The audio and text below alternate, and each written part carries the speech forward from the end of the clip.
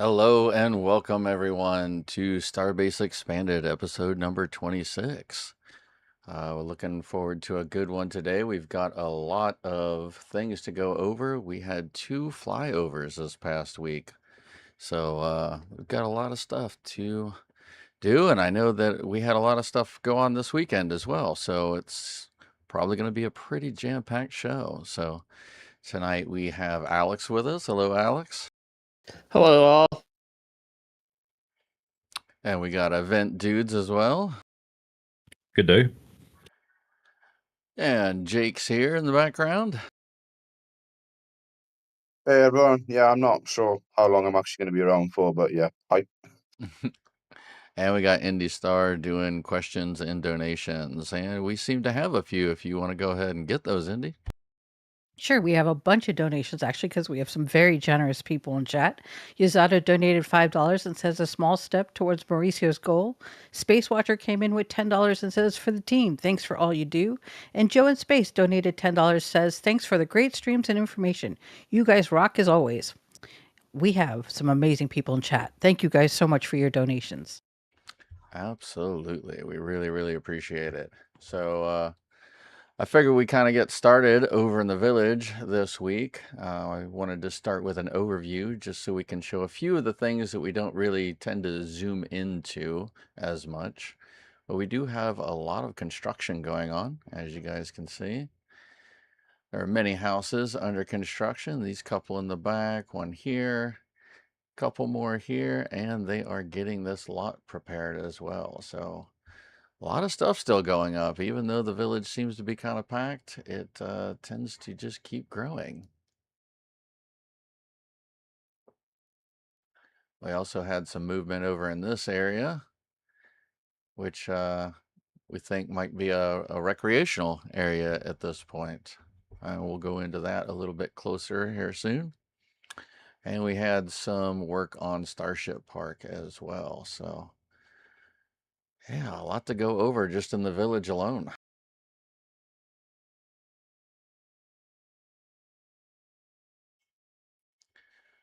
So speaking of in the village, we've got the apartment building over here getting a lot more finished up, looking like it's going to be probably opening the streets here pretty soon.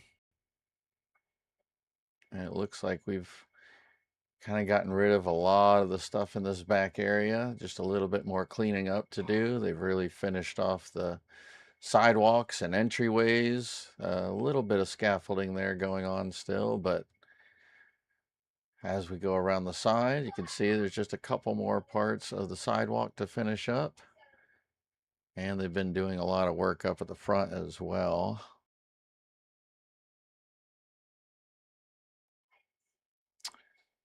So here we go. We can see some form work going in, possibly some sort of a ramp and maybe planter boxes here.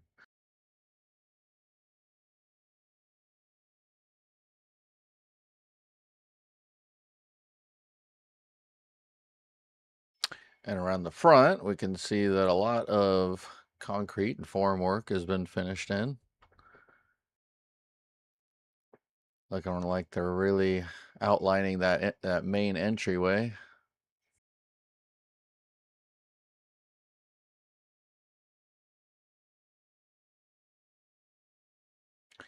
Any thoughts, opinions? Yeah, do you install plants or do you plant plants and planters?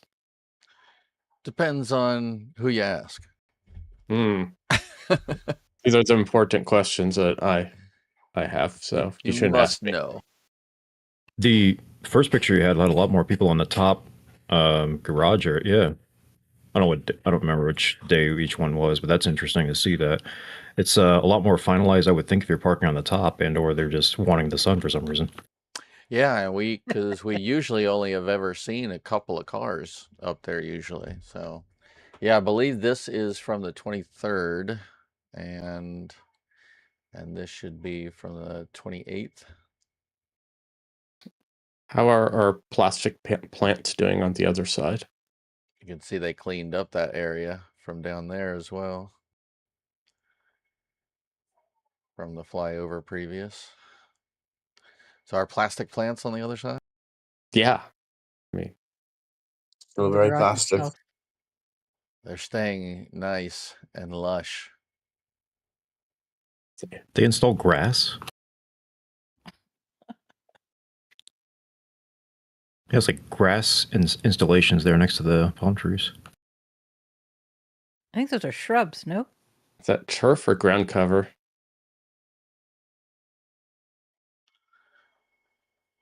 I mean, it And looks What? Alex like Yazada said they install plants. Okay. there you go. Just checking. I'm seeing if they're using ground cover to deter dogs. Yeah, it's almost like they plugged it in versus just laying down some sod. No, that's what I'm wondering is if it's like a creeping ground cover. Could be. There are Yeah, I some. think they did. I think they did something similar to that in front of the office building. Can't say that.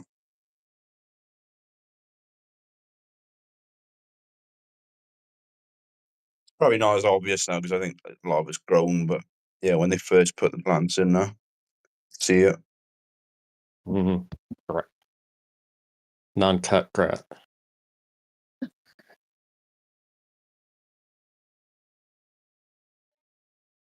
I thought they Ooh, sprayed fun. the that front area. No, I mean, oh, go ahead, Alex. No, you go, Jake. Yeah, when I'm talking about in front of the office building, I mean the triangular bits. So Oh, I gotcha. all the triangular bits that sort of sharp in the dark patches. I have the document. I just don't want to go pull it out of every single installation of plant for that office area. But yeah, We'll wait. no, I'll get it next week. I just remember I had that. I'll get it for next week. I was working on a different video right now. Hold on. do do do do do do do. You kind of opened the door when you told us you had it. No. Well, tried to- anybody has it. Are you trying to allude Matt to the show's doo-doo What? with his? Oh man, listen to him. No, it was a Jeopardy song waiting for me to produce the document, which everybody has access to in Patreon Lounge. So it's not like it's a mystery or anything. It's been there for a year. Yeah. I was just commenting on Matt's poor Jeopardy rendition. That was indie. That was No, me. it wasn't. That was Matt singing. Yes. Yes. Damn. I only do Wow. MC Hammer. Yeah. All right. So we'll hop over to Starship Park. I've got a quick question, actually. Sure. Just before we go there, have we seen any sort of hint yet or any paperwork that there might be another apartment building in the village at some point, or has there been nothing said yet? So we're not going to see that because of the fact of how building permits are now done through the Starbase city. So they're not going to produce anything like we used to get. But secondarily to that, there is another plot that's already been plotted, whatever, in that same makeup. So it's not housing plots. It is an actual development plot. And that has been there and existing. So there is technically that. But as to them using that to another apartment, no, I've not seen anything. Doesn't Texas state law require certain developments to be public? Yeah, well, we see it on like the tabs report, like we saw this apartment, which was debated for at least a year about it being an apartment. So we'll probably have that at some point. Okay.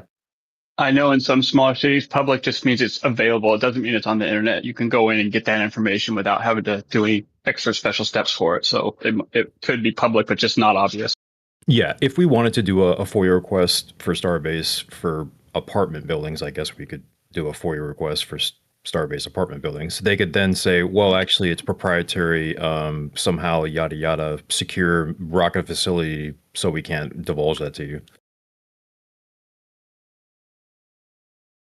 Would the records be at the city of Starbase too? Would that be another challenge?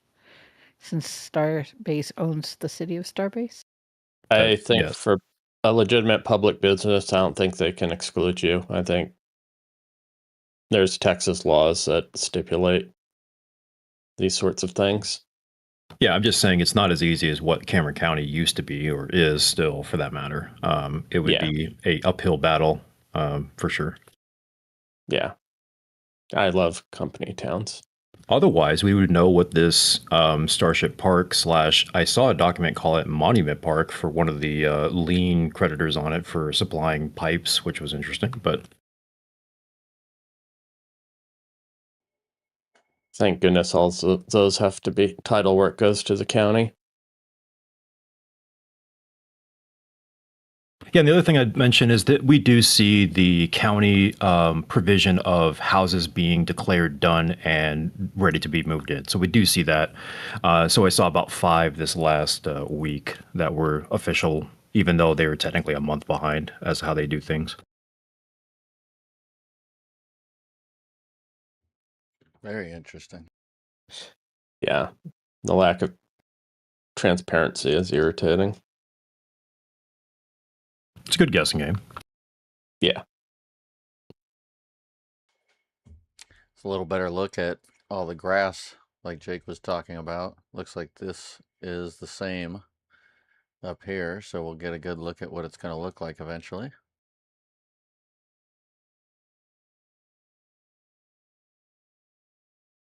Or we wait a week. Yeah. So are those green shrubs supposed to be in the shape of something like Saturn V or a Starship? Sure. Christmas trees? Somewhere there's a landscape document. I'm actually If looking that it up. dude's I was about to say, Dudes I has knew you it. would be bringing that. Hold on. Dudes has it. I didn't say anything. I just merely alluded to the fact that somewhere in the universe exists a document, and the one Dudes has might not even, have the whole whatever the landscape architect's grand vision was about how the entryway, was Yeah. a flowery art. Oh no, he's got it. It's Okay. old, but hold on. Where's PK when we need him? No, I'm joking. PK's an architect. DMHMT can help us. She owned a landscape company. Well, it's the flowing, flowery language that people use when, in their presentations and crap. Yeah, there are green bushes in the corner over there. See, that's the accurate way. That's my contractors understand that better. Yes. That was very flowery of you, PK. We're green side up. Remember green side up?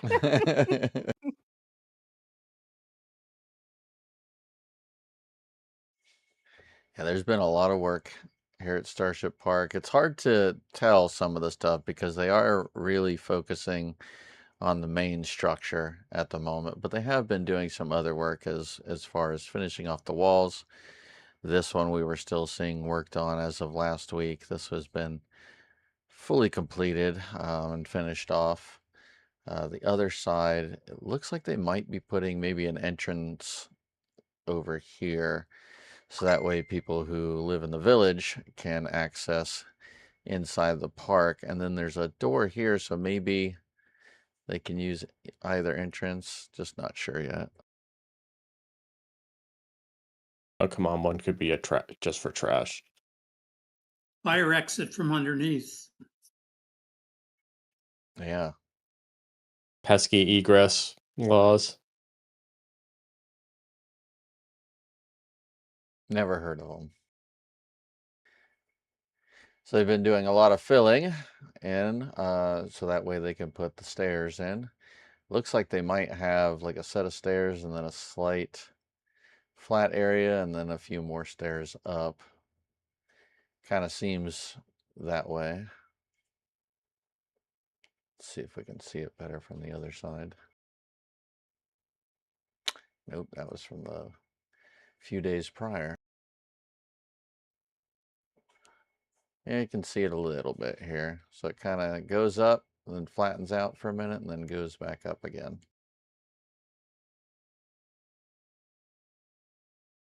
There a rule for how many stairs you can have till there's a landing for ADA? I think it's 12 feet high, 12 feet before you have to have a landing. Yeah. So there we go. Yeah, I Don't know look- we've seen that around, like, basically all over in architecture. That looks like they're waterproofing that top deck. Getting ready to put the bench in. The formwork. Yep. I mean, that might be for the front edge. Yeah, for sure. A little too long for that area. Depends where. If it's on the diagonal section as well. Yeah, it'll be interesting to see. We haven't seen a whole lot going on elsewhere, though, as far as anywhere else in the park. We've seen, the services kind of being laid out in a few different spots, but no real progress out here as far as what's going to go on, landscaping or displays, or what all they'll be doing. I mean, wherever the utilities were, a good chance of where their displays are going to be. Just, Yeah, I'm just saying they haven't done anything in a while. It's been like this for a few months now, Right. basically since they started.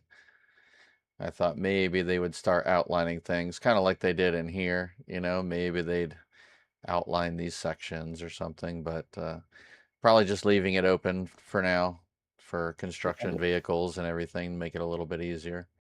Yeah, I mean, putting down the concrete for hold downs for however they orient the vehicles doesn't take a lot of time. Yeah, absolutely. And we definitely see a lot still hanging out over here, and it has been for a while, so there's a lot more to go. But yeah, once we get done with this, I think we'll really start seeing the rest shape up quickly. They are scheduled to be done in roughly, 2 months? A little under? I think it said like August 26th or somewhere around there. Yeah, in the tabs report. Yeah. Yeah. Sorry, I was busy getting plant pictures. And we thank you for that, Aventi. All right, let's see. Plants, and more plants.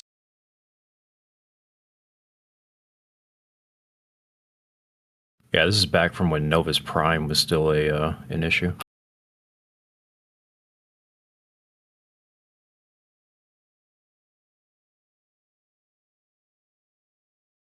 Novus Prime, for everybody else, is the lot that was between the current office and Star Factory, that was held up forever, and they were just going to build around it and like put them inside, but they finally settled the lawsuit or whatever they were doing, so they just took it over.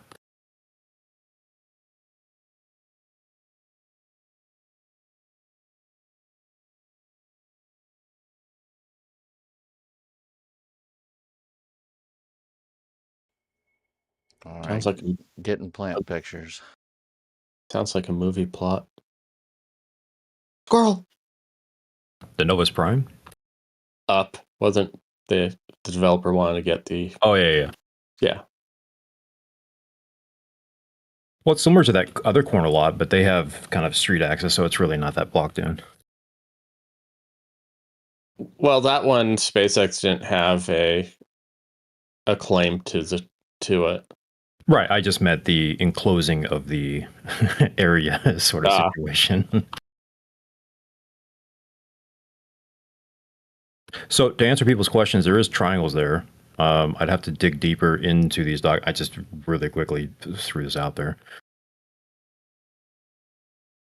This is actually this is actually kind of interesting for people that really love building maps. It's got everything, including, if you go down a little bit, it actually shows you all the utilities that are supposed to be run as well, which is somehow some reasons why we know what things are is because of documents kind of like this. They explicitly tell you what's kind of going on and what's in the down below the street. This particular one was about installing utilities, aka bathrooms. But for our purposes, we're looking at plants. So this is just a preliminary document for all of the electrical for that. And then we got some plants going on. Yeah, we definitely see those little shark fins. Mm-hmm. If I looked at the label and I'd have to correspond that with a diagram of a key code, I could probably tell you what they are. But again, Yeah, we get a few ideas here. Chase tree, I know that one. They like a lot of date palms, southern live oak, Texas sage, aloe. Oh, yucca. Yeah, we've seen those many times. oh, there you are. It is Sporobolus Wrights grass. Gulf cordgrass and Bermuda grass. We Oh, prefer I see. the Yeah. botanical name. I Higher degree Sporobolus. of Sporobolus. matching the wavy lines to that, so I'm gonna go with that's what that is. You wouldn't plant Bermuda Bermuda like that. I have Bermuda here in North Carolina. They're saying that's a different Bermuda body and light. yeah, in some other areas. Yeah, then there. Yeah. So they're saying that's Bermuda. Wow. Fancy. Could have been before they replaced it too. This is an older document you said, right? Oh, absolutely. That's 23, 24. Yeah, and they redo this sod. I remember they redid the front, but I don't think they redid this area. No, I don't think they redid that bit. Yeah, I can no, it remember. was just all the way across the front.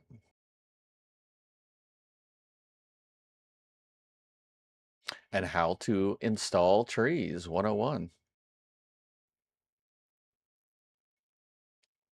I think it's officially install is correct if you're given a diagram how to do it.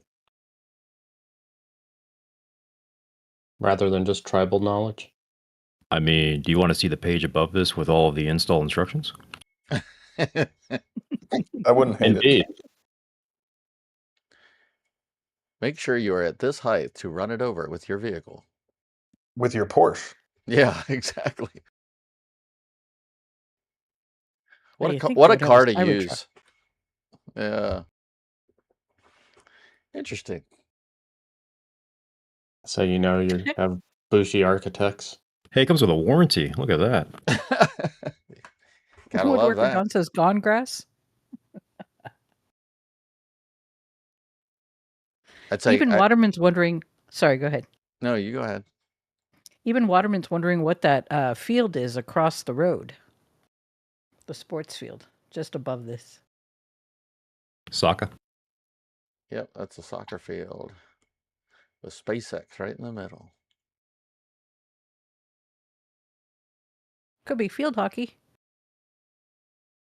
I don't know, that ball There's looks your pretty ball. large. All right, fine. And there's the white and black one. I mean, it looks like a handball court, actually, without the lines drawn. But yeah. Why you gotta be a stinker? Matt, aren't you gonna grab your ball and go home? Here's at least both of them. balls out.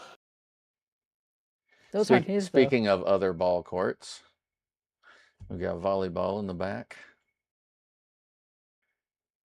Almost everything has a SpaceX theme in one way or another. Oh, on this photo, we have a good shot. I think it's this one or the other one of inside of that structure they built, that wooden structure thing. Yeah. I don't think I saw anything. I just remember being able to see into it a little bit. Yeah, I'm not sure what's going on there. Almost looks like a covered pool. Is it like this a building storing some sort of covers or something in there? Seems like, almost like a storage building of some kind. Well, it seemed that way, but they did a lot of siding and stuff on the inside, and they're kind of outfitting it for something. What is that piece of equipment in the doorway? Is that gym equipment? It sure looks like it, honestly. CrossFit? Yeah, it That'd be looks like a bike almost with the handles right. The weird looking spin bike. It's not the spin bike. Yeah, interesting. Is that a basketball court? Yes. No, it's not. Where? Right there. Oh. Yeah, so this was on the 23rd on our first flyover. Just had the poles, and then a few days later we got hoops too. Hoops and backboards. So yeah, I believe this area is probably going to turn into a rec area.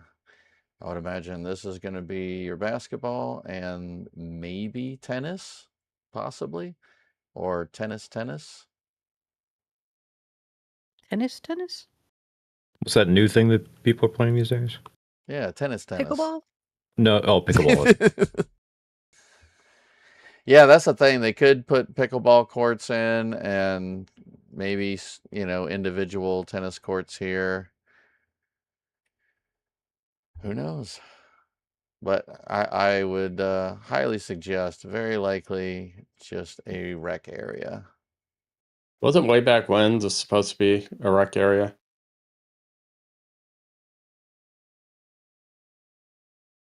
You tell I'd me. have to look. I know there was a rec area. I don't remember where it was supposed to be, though. We'll wait. I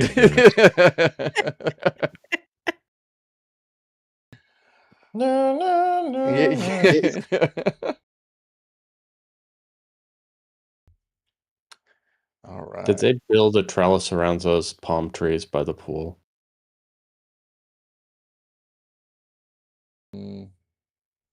I don't think I have the pool pictures. Picture your yeah, they did put trellis around those trees. That's goofy.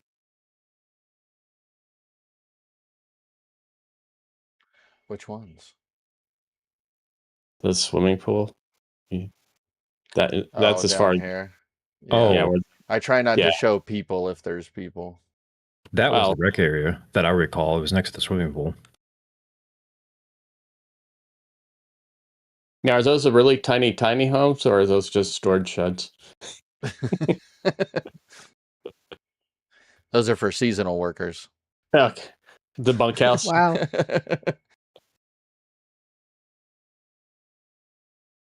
That's for the lawnmowers.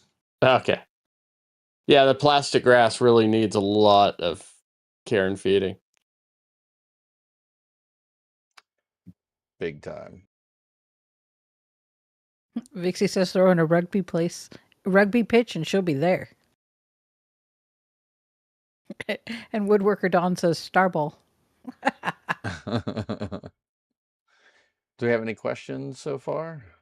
We do. We have a few questions. We also have a £2 donation from Martin, who says aviation gasoline. Thank you for that, Martin.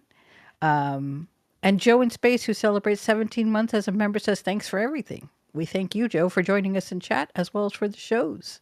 She's a regular. And then we have some questions. Cool Teacher wants to know, if the village has to be evacuated during each launch, what are those people going to do when they eventually have multiple daily launches? I don't believe they have to evacuate anymore. They decided that with their new improved amount of explosions that they have, that actually they don't need to move it back any further back than what they do for the normal static fires, which is just on the edge of the village there. And Blue Origin's mishap seemed to support SpaceX's calculations pretty well. Well, but they had the added component of hydrogen, so... Right, but I don't. Comparably speaking, the very crude approximations seemed to back the 4-to-1. Right, yeah. The original reports of somehow or another debris flying some estimated 10 miles or something like that was erroneous. Yeah. Though it'd be impressive if you were able to mix both tanks fully. Oh, yes. That would be spectacular. Mox can get up to about 180% TNT equivalency, so if you did that actually efficiently like that, yeah, it would be 10 miles.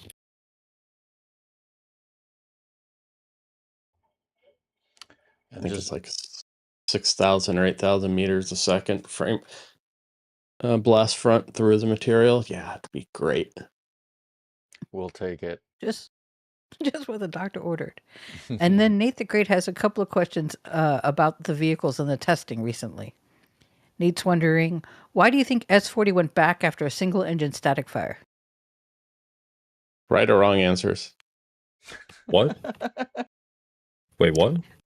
Nate wants to know, why do you think S40 went back after a single engine static fire? What?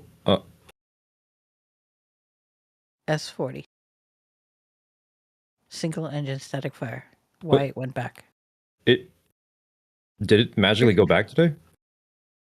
I think he meant back to 41.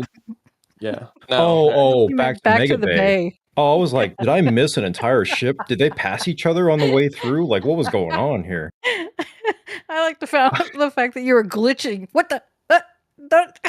I was making sure you read it right. I was like, I'm clearly missing something, obviously. Excuse you. The problem is you, not me, buddy. Yes, I know. I said I was missing something. I don't know what you misheard. Anyway, so it's very obvious that what they wanted to do was clearly get another article out there before they blew up something occasionally. And so that was why they decided to move it back first, just in case. To alternative perspective, if they blew it up 41, since it only had its proof test, it'd be just as far. It wouldn't have been able to do a static fire, so that really wouldn't. Order of operations wouldn't have mattered. It's not like, oh, we blew up one, so we're going to launch one without static firing. Personally, I think they're just going backwards. They did the 6 engine on 39, and this one they're going to try a single engine and just YOLO it. I think my actual answer would be that they're ahead of schedule right now comparative to the booster, which is also required. So therefore, they're just kind of taking it easy. Is my actual answer to that, and there's no reason to actually rush things. So yeah, my answer is they're not going to do a 6 engine on 40. That would be interesting, and a lot of people would be eating some stuff, I think. Oh my! I mean, a lot of people ate stuff for them not doing a single engine for 39. So true, and they were planning to do that before stuff happened. Were they though? Yeah, it was in the thingamajig, the timeline.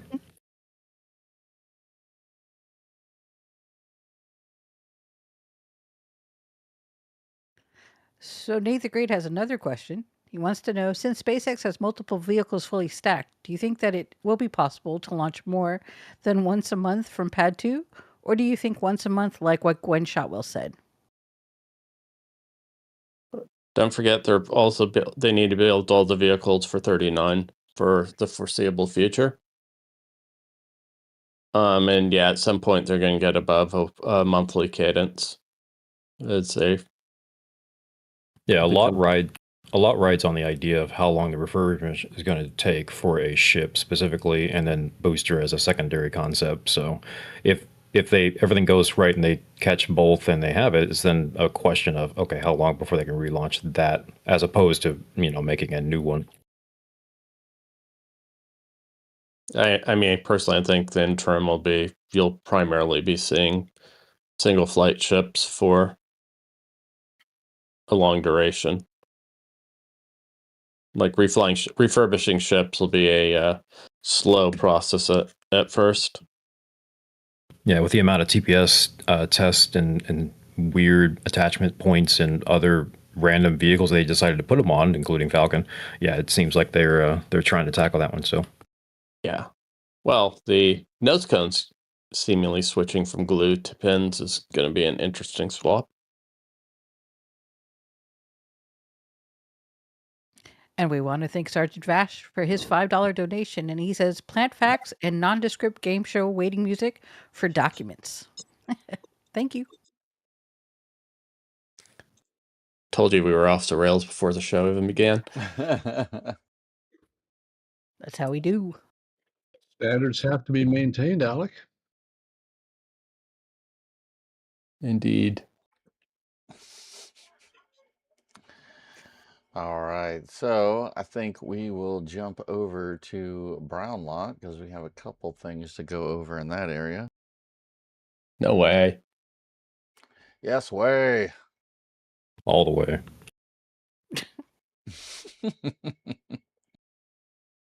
The wheels on the bus go round and round. So we did see an area get kind of closed in for some steel and other things. Not sure exactly what they're for, but Workstations. sure. They're segregating something, but the place does look like a copy of Stonehenge.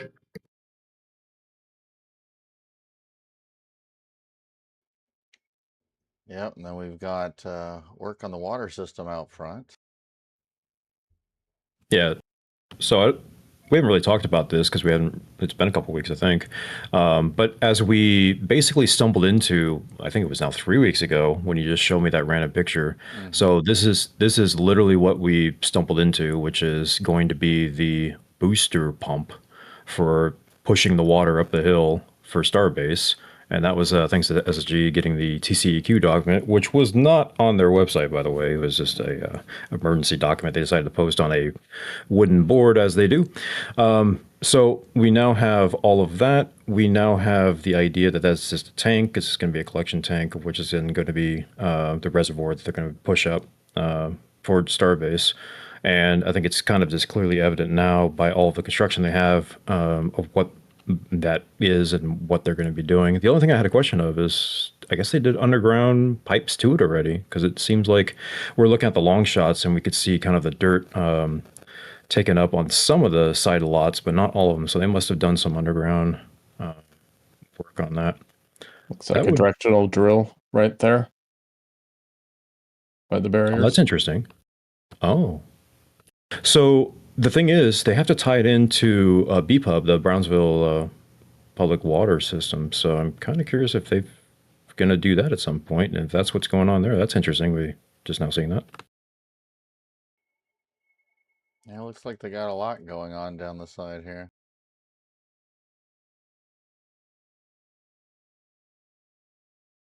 But with that water station, we discovered be sort of a surge tank facility where they can build stuff up so that when they do decide to take a lot of water at Starbase, we don't drain Brownsville dry. Curiosity, just a wild-ass suggestion, gentlemen and ladies.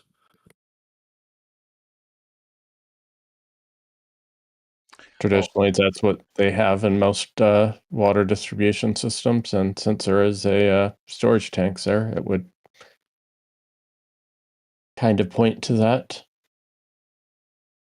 Yeah, and not sure if you noticed this also, Event Dudes. So over at this lot, I know they've been, well, as we can see, there's not a lot left. They're getting down to the last little bits, but up at the front, there is some work, and that looks curiously similar to what we were just talking about. So maybe this is like a helper pump. It's not described as such. We've actually gone over this a couple times, but that's actually called a lift station. So I am kind of curious if it's lifting what exactly, because that does look very, very similar. It's probably the same operation, to be fair, is why it's similar color piping like that. But it's probably sewer.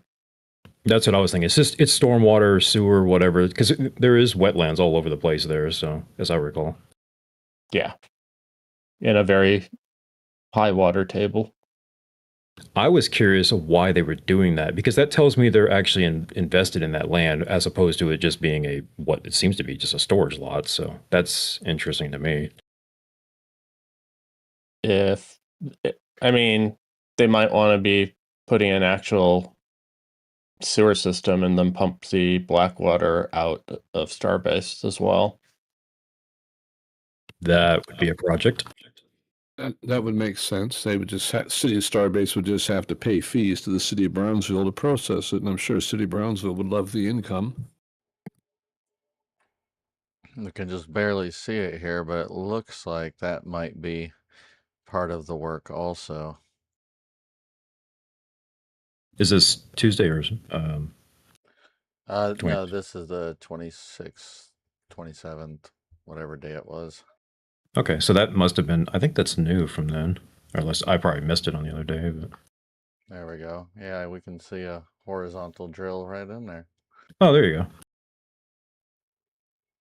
Yeah, this is just down the road from that lot. This is actually a good representation of how close the two are together for those who haven't seen it.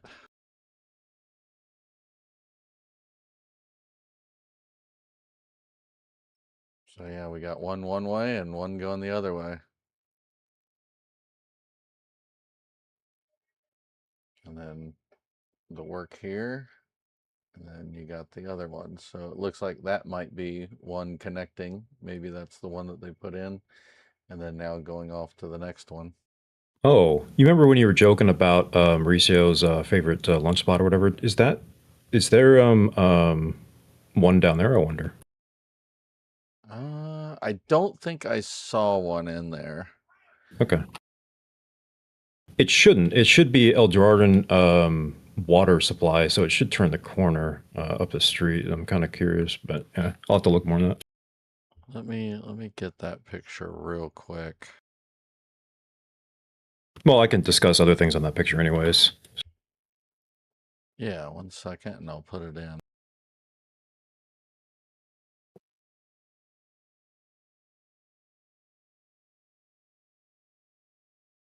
While you do that, we want to thank Martin for his £2 donation. Thank you so much, Martin. We appreciate you.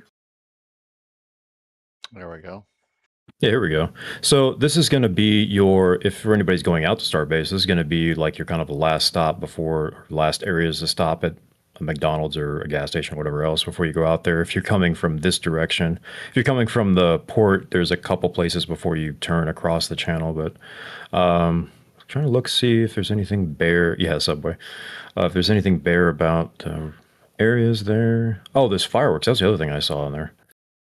Since we're coming up on 250. Mr. G's lowest prices, best selection. Oh, we expect to get paid from that, Mr. G. By the way. I guess you can have a good time down there. Completely random, but did anybody see what they did with the crane since they were lighting it up last night? I haven't looked. So. Is this a trick question?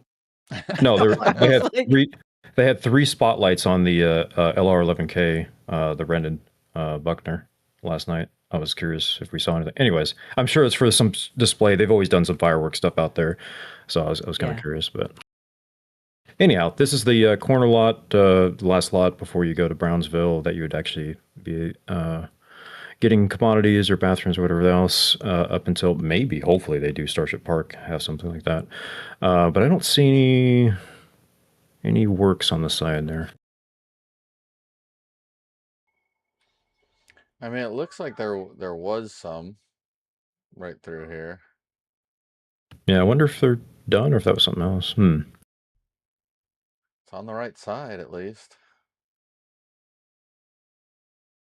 This is before that area, right? Yeah, so if you kept going down this road, on the left would be the brown lot, on the right would be the WW lot, and then... Oh, so the McDonald's and stuff is down this way. Yeah. Yeah, so then this is on the correct side. Yep. Yeah. Interesting.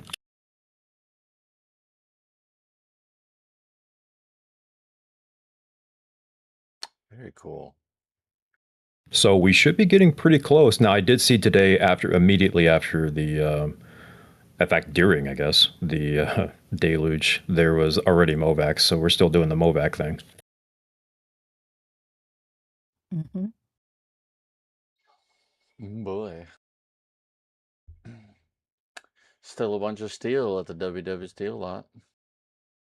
Did they get done with the welding of the brackets, I'll call them, for the upper Giga Bay? Oh. I mean, it looks like they've moved on to some other pieces of steel, but all the bracketed ones, it looks like are finished. The ones that we were talking about, like these ones, Yeah. I think these are the only leftover pieces that still need to go in, right? Oh, they attached some, I don't know what you would call that, end pieces to these too. On a couple of those. Oh, I was gonna be offensive and say like I bracket or I beam or something, and H beam or U beam. Maybe it was a U beam.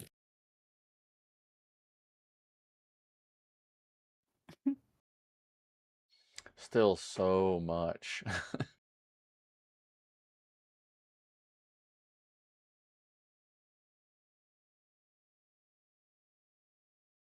You know, they always give too many parts anyways, like in all of those put together like model airplanes and everything else. So I'm sure they do the same here. Just extra components. Extra bolts? Weight saving. No worries. I keep waiting to see a Cybertruck over here. That's not that same lot. That's a different lot. I know. I just mean like it would just be funny to see one day, kind of stripped out for parts, like half these, you know. Nice Fox body. I'm not sure what that is. But we're not a car channel. Next time. Yeah, right. Off the rails. Let's go. Yep. All right, so let's jump over to the airport lot. Not sure if we saw much change over here. Did anybody else look? Not much change there, Matsukawi. Is the pipe gone? Is that a trick question? Is the pipe gone? Oh, I'm sorry. The vent Just pipe a few pipes. The vent pipe that Alex pointed out, that was a vent pipe that matched the one that was going to the deluge area. It looks like it's gone, actually. So yeah, looks like it's not there. The other thing I pointed out, and I have not seen it again, they used to right on that same aisle have a distribution, or whatever you want to call that, little angled distribution pipe work that's gone. It's been moved. So. Yeah, otherwise not a whole lot in the airport lot.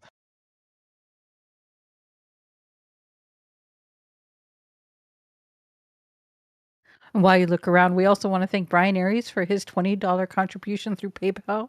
And he says, love this show and all my fellow space nerds. Great job, everyone. And also Ulrich Mueller, who donated $11, and says, one less to the goal. Thank you both for your generosity. We appreciate it. Yes, we do. So I had a picture up further up in the corner, but some of this stuff actually says scrap on it, but it's been sitting there for months on end. Like, if it's scrap, get rid of it. That's not what we do at SpaceX. Yeah. So yeah, not much change over there, really. So I think we can jump over to the ASU.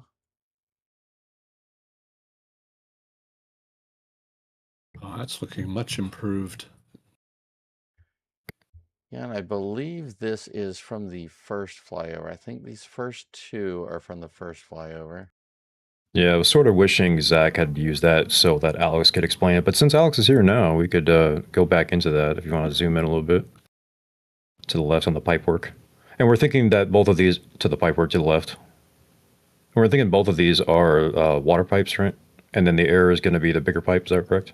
Yeah, the three are water pipes. One of them is collecting. I'm not sure their flow order, if they are going through the heat exchanger to cool it before it goes to the main chiller area, or if they're chilling it beyond what the water, what they're doing.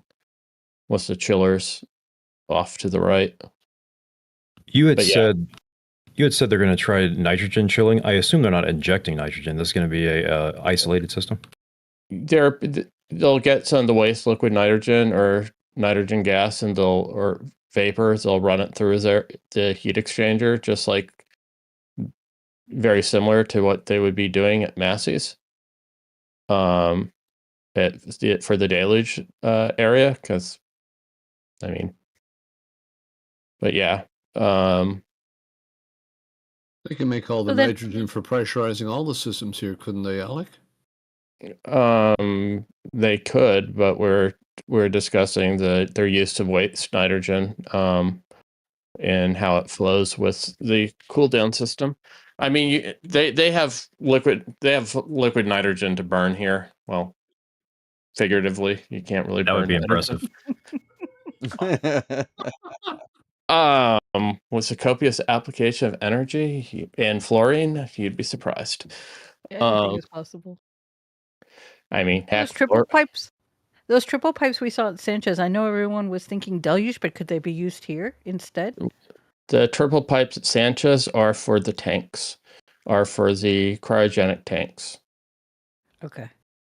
Yeah, I don't know what people are speculating. They use those currently pretty much on all the deluge, not deluge, all the cryogenic tanks. I could point out where they're using them, and yeah. But yeah, they're chilling down.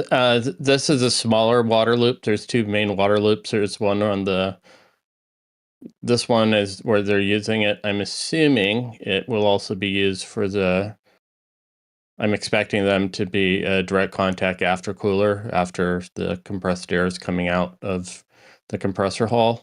And this water is also going to the two intercoolers for the boost, the turbo expanders compressor end. This is all water. This is all the two main water loops.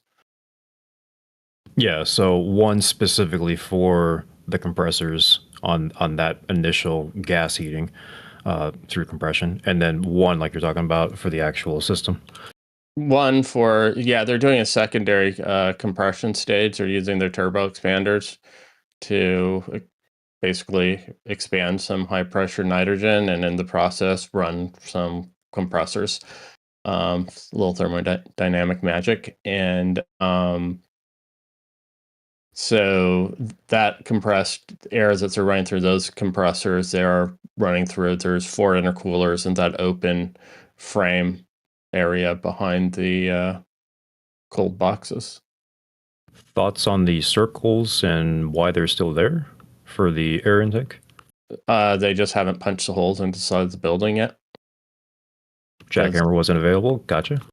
Yeah, yeah. They still have that's the primary mechanical filters will probably be both sitting on those 2 pads before they enter in to go into the main compressors. Eroy's wondering when will the ASU come online? We probably still have 4 or 5 months left. Because you said we're still waiting for a few things here, right? There's the cooling towers that they're going to put above the water chillers. They still have the main air intakes. They still have to wire in. There's a lot of wiring that still needs to go in. Yeah, there's going to be a building sitting on top of this, around this, and then on top of that there'll be some cooling towers. They're finally and connecting. as you said, a lot of electrical. Yeah, the thing is, there's lots of runs, and a lot of that you can run to multiple people. A couple banks of transformers, you need to go there for, since this is, I think, where they're doing their primary power, and their VFDs are here. They still need to cross the road at some point. Yeah, that they haven't even started. This is all going to hook around to those, I think, the 3 vaults that are further down the frame. I don't think any of this is going to cross the road. Yeah, I want to say because of the Lynn plant in Brownsville that they kind of relaxed a little bit. The original timeline was supposed to be done next month, so I feel like they relaxed just a bit on this. Plus, they may have hit some weird hiccups. They kept digging back up what they put down as far as the volcanic gravel or whatever that is, glass gravel. I mean, I think it's just normal construction order of operations. Yeah, those are just going to go back to those 3 volts, I'm pretty sure. Oh, and the wall. I forgot about the wall. There should be a massive wall at some point, like 15 to 30 feet tall. Yeah. Yeah, it's everywhere the rebar is sticking up.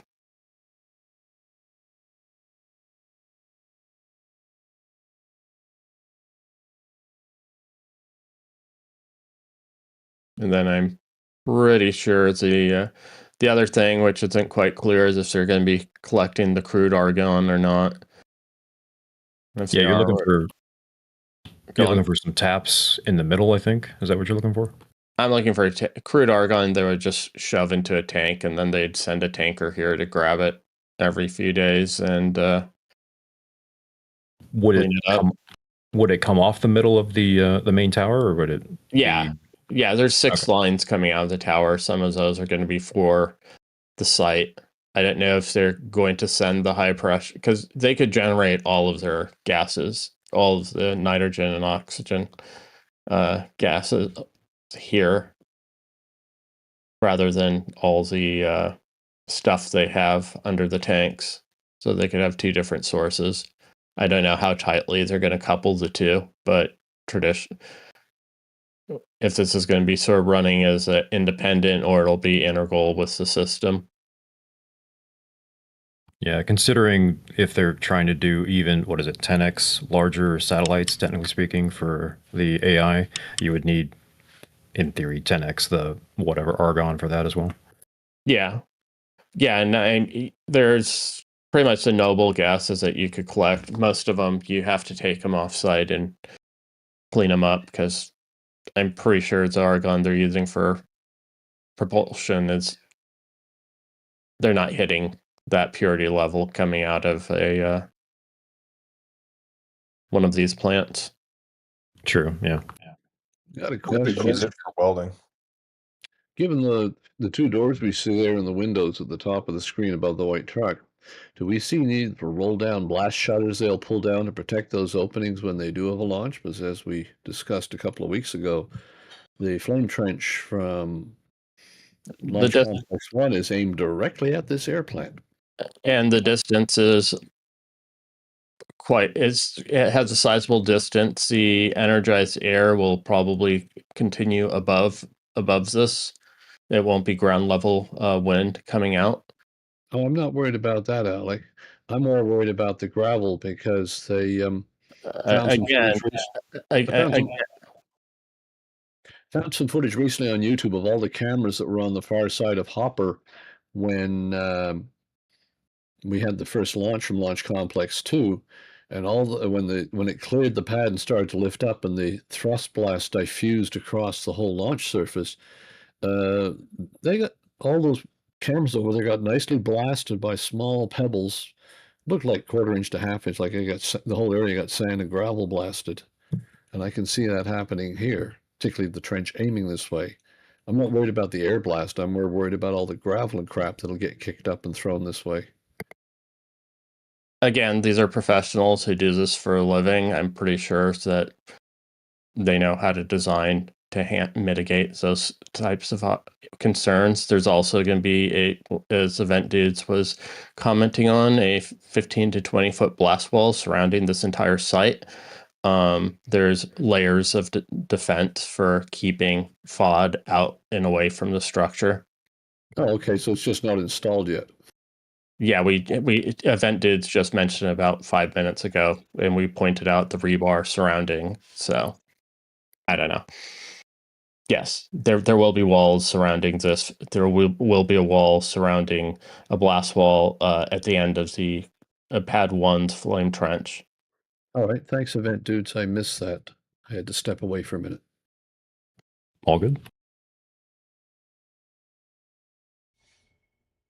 All right. So anything else you guys want to cover at the ASU? Oh, not really. Not particularly. All right. Well, let's jump over to Rio West real quick.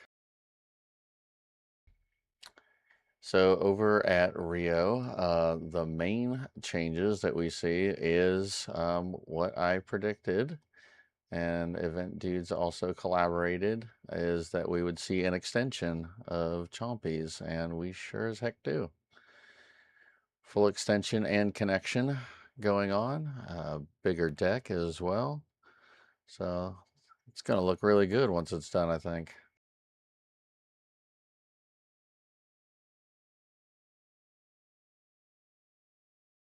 Yeah, I feel like they didn't want to bring the crew back in, so they're like, how about we just extend the bring your own beer area, since, you know, people need a place to walk around when they're beering. I noticed the boat dock has hand railings to keep you so you don't go swimming. Yeah, again, with the walking around with the beer idea.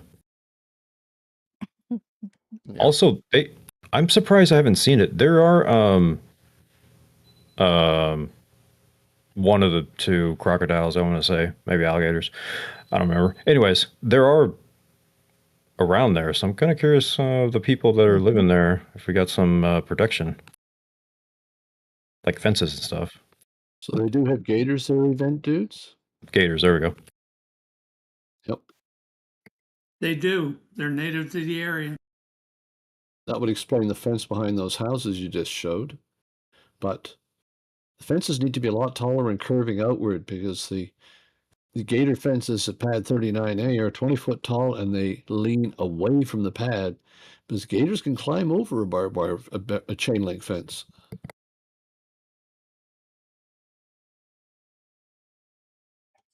Yeah, these don't look like they'd be very easily climbable, but you never know. Well, I wonder the gap between the concrete there and then what the actual surface of the water would be. It might be pretty big steep. Yeah, because it's a few feet on this side for sure.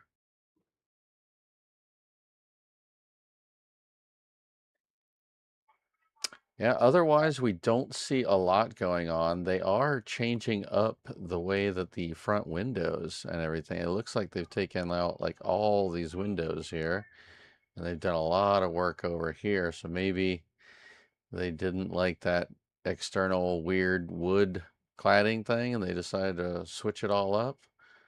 Kind of interesting.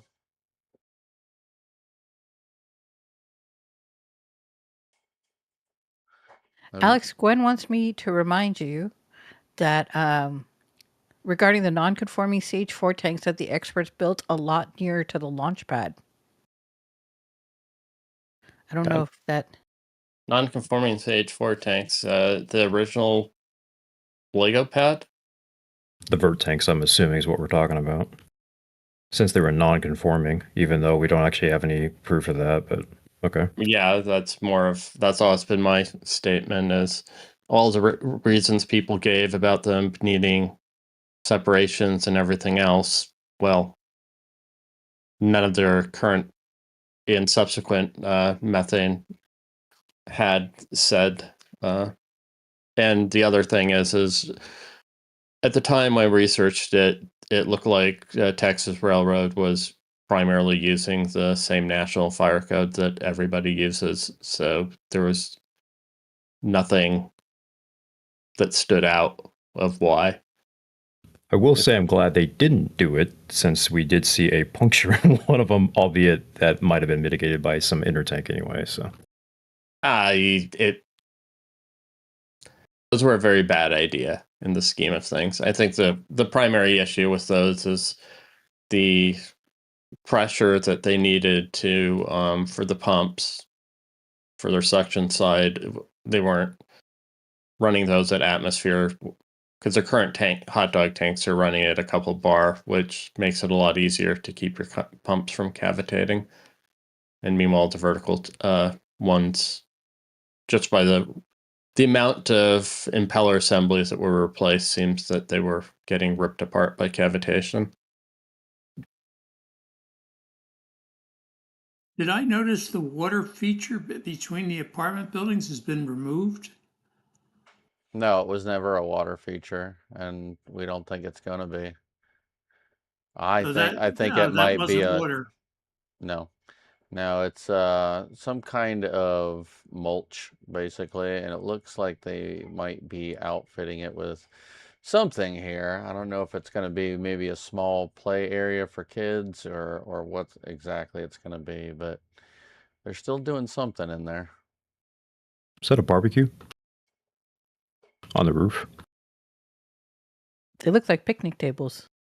Yeah, that looks like a grill. Yep, absolutely. The They need propane umbrellas. tank right there. How Grill, not a barbecue. Come on now. how does that get up there? Question mark. Stairs? Very Stairs? carefully. In A winch. All you need is a winch. All you need is a couple of people and moving of the thing. I'd rather move a grill upstairs than carry up. There we go. You know, they leave the borrowed that keys thing. they leave the keys in these things over the weekend. In which case we could find a fridge and a full-size bar up there on Monday morning.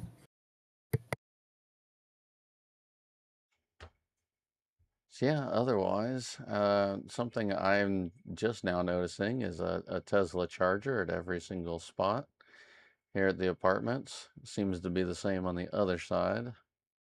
Is that class 1? Is that what they call this?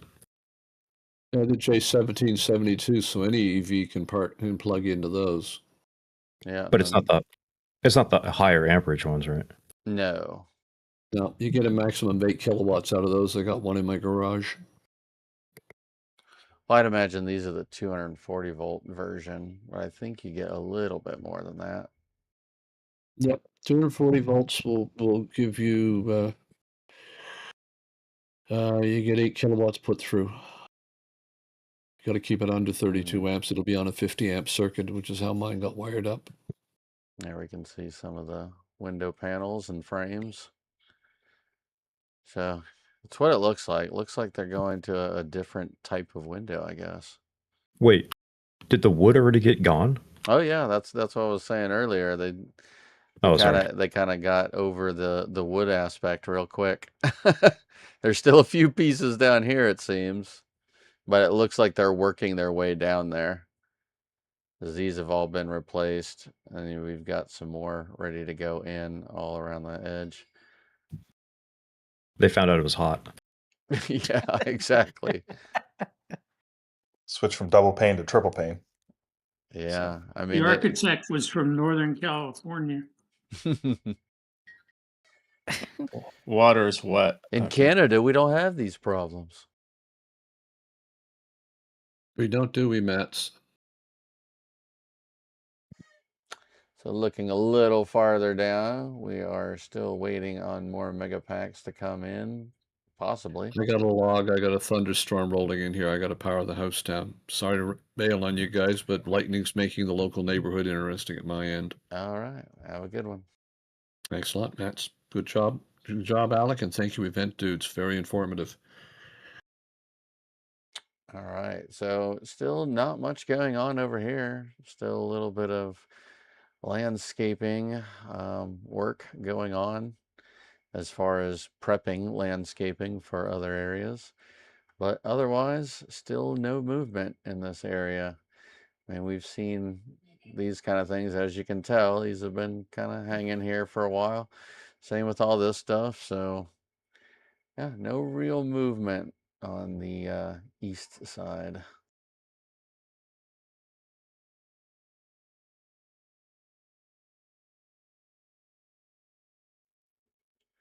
Same in the back. Still got the ramps and stuff in. And a boat ramp. And that's about it.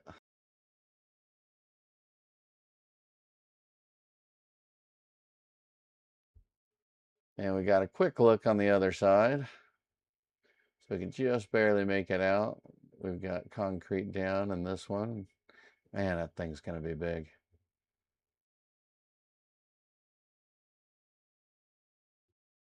And let's see, did we see any work going on yet over here?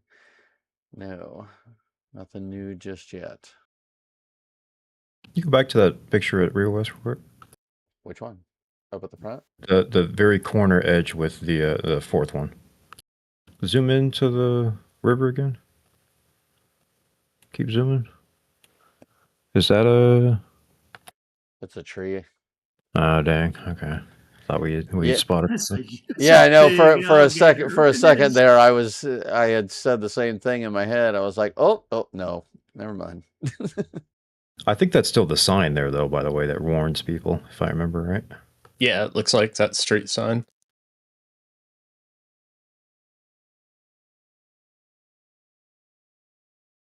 And we haven't seen any work on the gate or what they're going to do on the other side of Rio West either.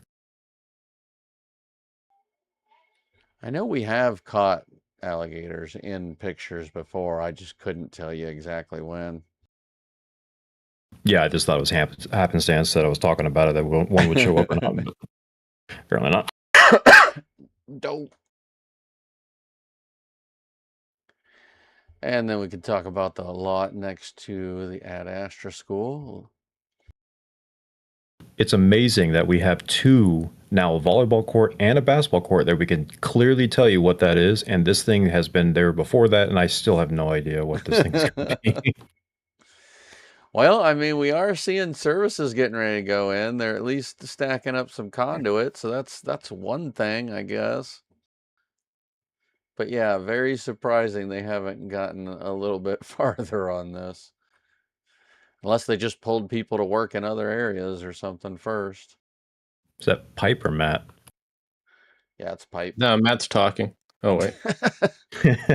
Geogrid. Yeah, textile.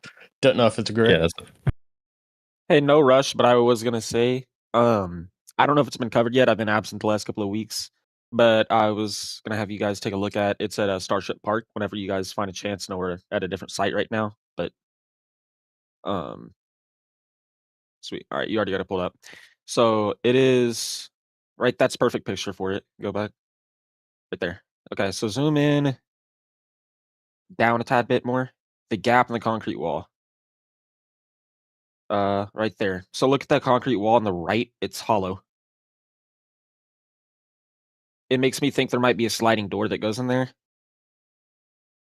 So when I was looking at kind of what makes me think more this might be a public park, and yet again, this could have been mentioned before, but the site, kind of the half of the site that is adjacent to the private housing has concrete wall, but the rest is kind of what looks like a temporary wall. So it makes me think that that's going to be sectioned off. And then that hollow part in the concrete wall could be kind of where a pocket gate, if that makes sense, goes. So kind of people still have access to the public park, but you've got access protected to your neighborhood.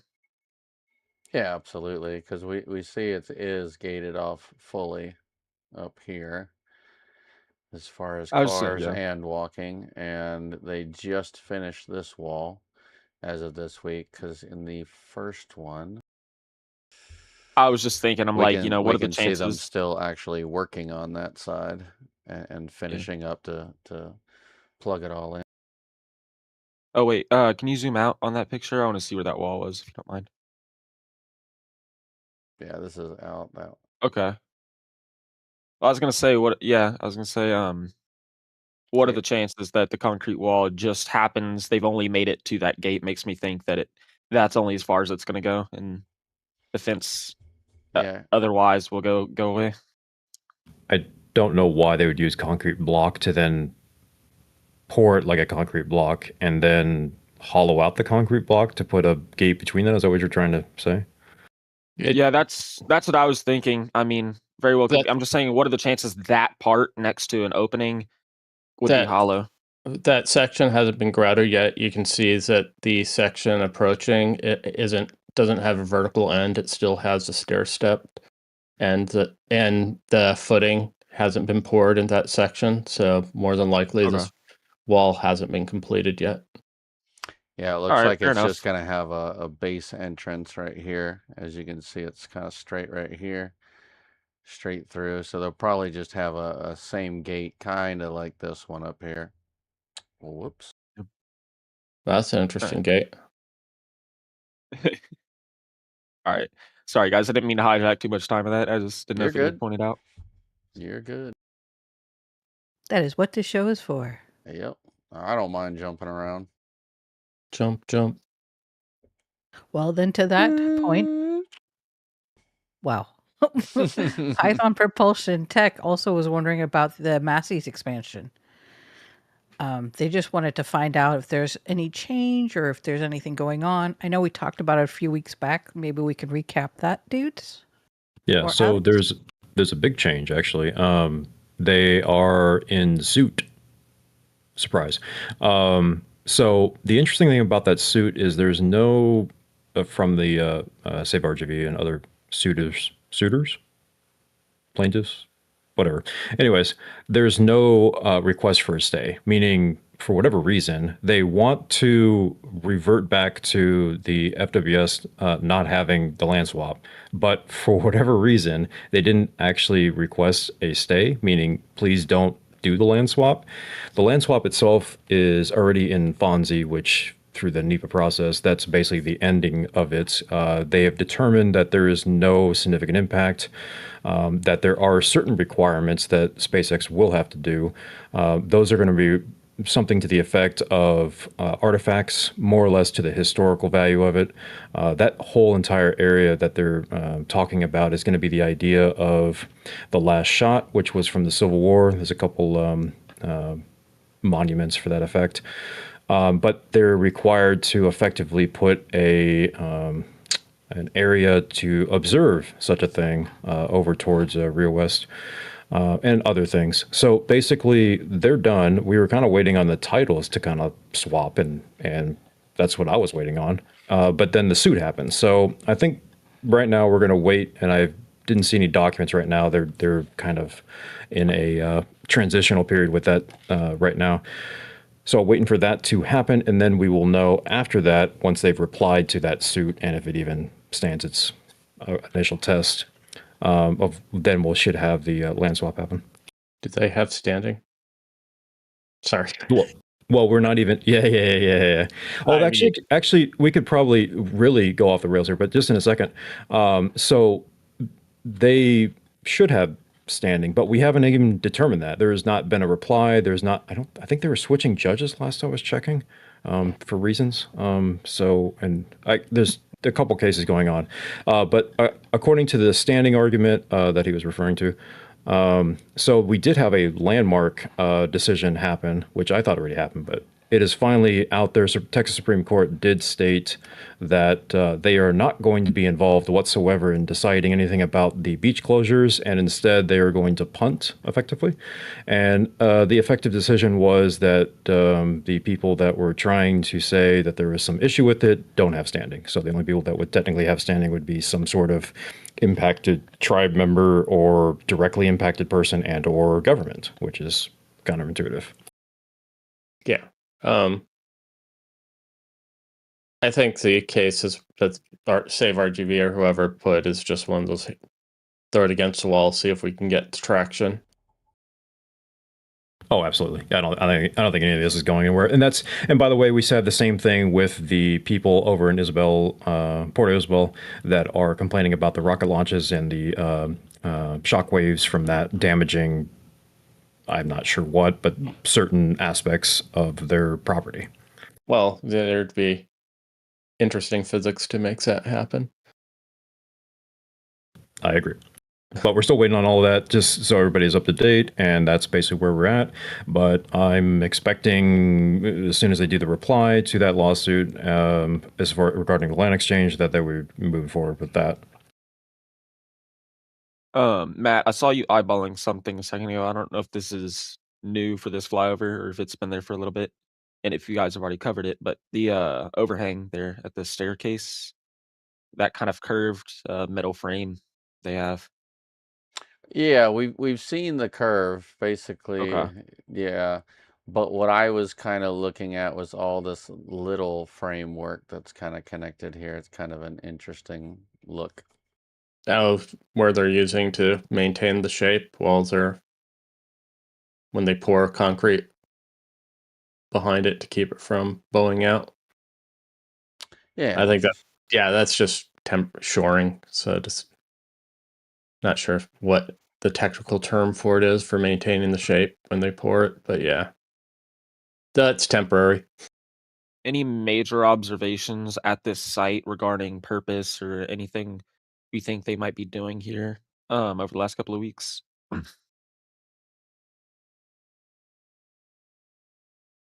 There is just building a little observation deck. Okay.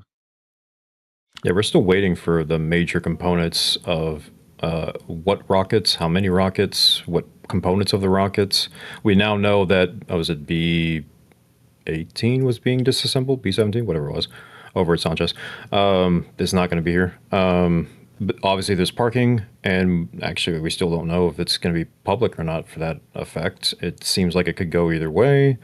So I would hope it's public, and that's what they're doing here for, I think it was like 15 million. So we're still waiting for some stuff to be happening. I mean, it yeah. sure looks like it's going to be public since they're kind of making Agreed. sure that, there's a walled off section around where it's not public. That's what I was thinking when I saw that, Matt. Plus, you've got the entrance is going to be over here for this parking lot and right out into public. So I would imagine public. I was wondering about that. It kind of looked small for an entrance. One thing my dad pointed out was it could potentially just be one direction out. So, like, on the other side of the brick wall, there's a drive-in that's like an entrance and then loops to the parking lot and the exits the other way, or vice versa. The curbing goes full circle. Is that for that little parking lot? Oh, shoot. I see it just barely under the dirt. Okay. Yeah.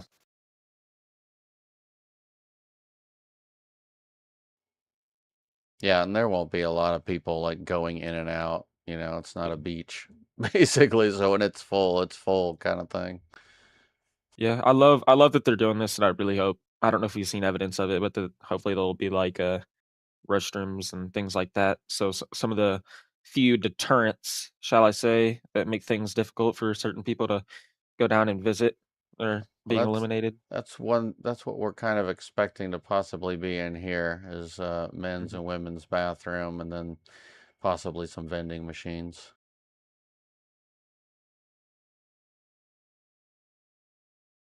But they could still build something up in this area. We're not sure. That's what we were kind of talking about it earlier of, it's just interesting that they haven't really fleshed out anything, but we figure they're just spending more time just finishing out the main section first, and then they'll throw all this together kind of right at the end. They'll do the hardscape after the building's done. Yeah.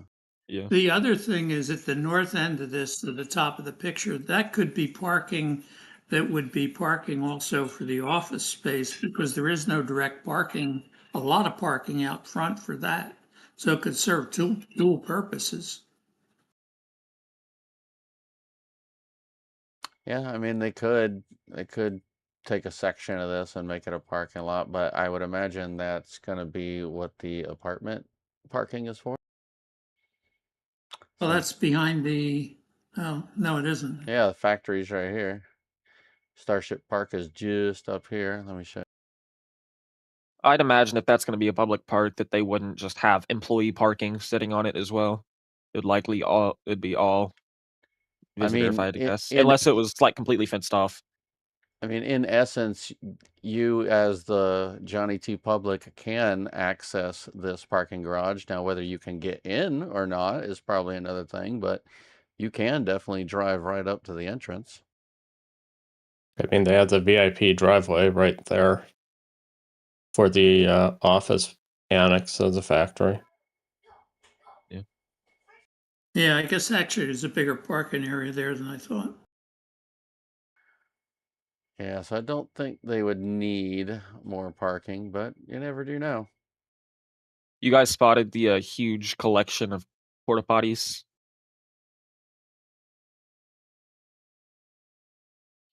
When they were back along this area? They're in a U. They're in a U shape, yeah, right there in the bottom left of your picture.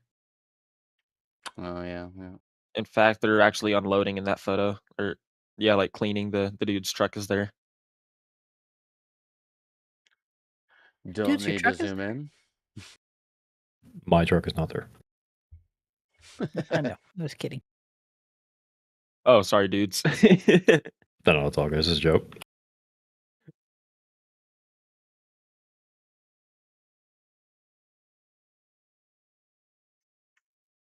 Oh, by the way, last time we were down there, I seen the hovercraft made me think of it. I did spot a quote unquote new hovercraft unloading spot, not at Starbase, but there's one at the KOA campground on South Padre. That's where they board at, I think, Yeah. isn't it? Oh yeah, board and unload. So I didn't know if people had known about that spot yet. The other end of the ferry, so to speak. Yeah. Well, I know there's a couple of locations, and I didn't learn about that until the last time we were down there for Flight 12. So we'll start getting into some port pictures. These are the tanks that we saw arrive, what, 3 weeks ago now? Well, a while ago. Yeah, I'm curious since they haven't moved over if they're even for SpaceX. Yeah. Well, one of them, SpaceX, was hauled to McGregor.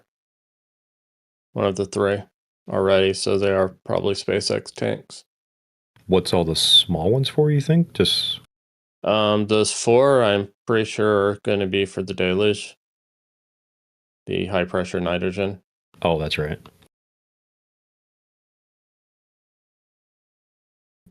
Yeah.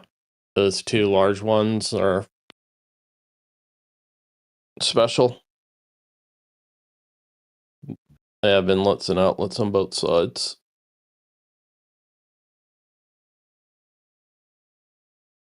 Like LNG special? Question mark? Possibly.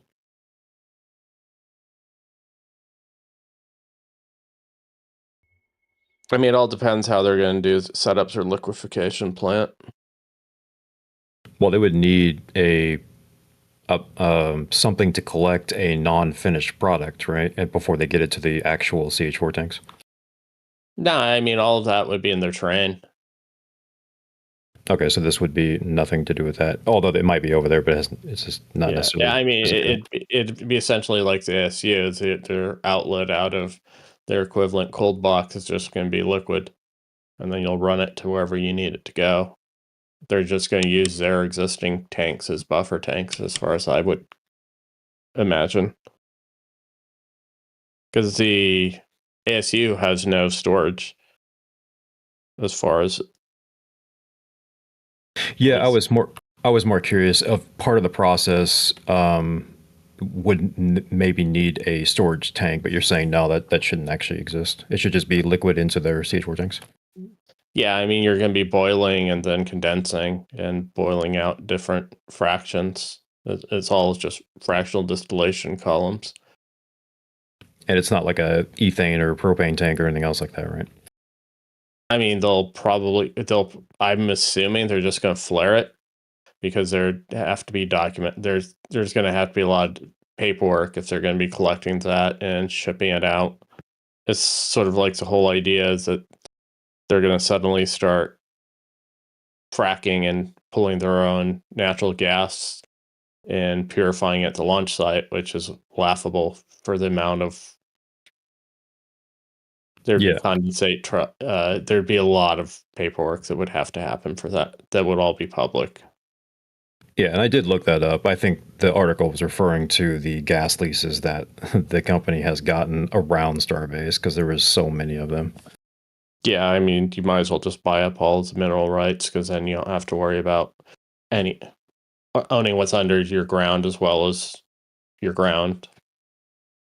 Oh yeah. Pythagorean Propulsion Tech is wondering, do we think You'll Thank Me Later will make another run for non-vehicle hardware before the first vehicle goes to Florida?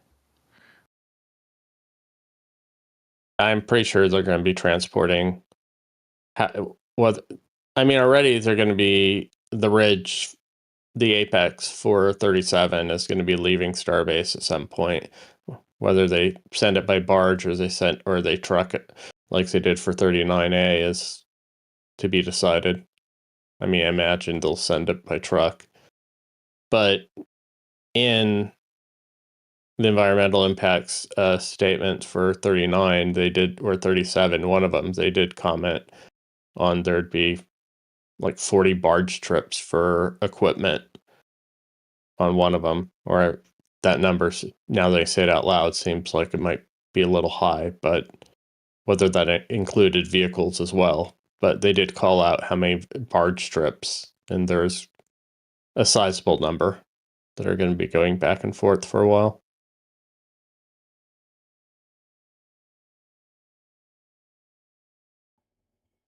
Any other questions, Indy? Nope, no other questions.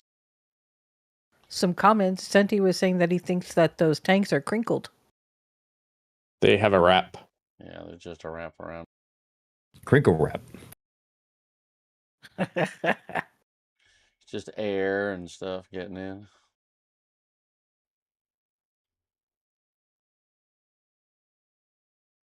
So we're still seeing a bunch of work going on over at the end of the port here. Did you get the video? Video. Where's the video? So I know we've had a lot of questions about this. Oh, This is the Doc port 3. update video? Yeah. This is Doc 3. And if you want to play that, it's fine. But yeah, give me 1 second. Okay. Yeah, so we've seen all the piers being inserted and everything else, but the video kind of goes over the amount of money, which is staggering in my opinion. It also kind of does the history thing of what we're explaining is this is an older dock. This is way old dock. It was deteriorating, and so they're just effectively redoing it. Now, this has nothing to do with technically SpaceX or anything else like this. This is just more of a dock working that SpaceX did use in the past and probably will use again in the future.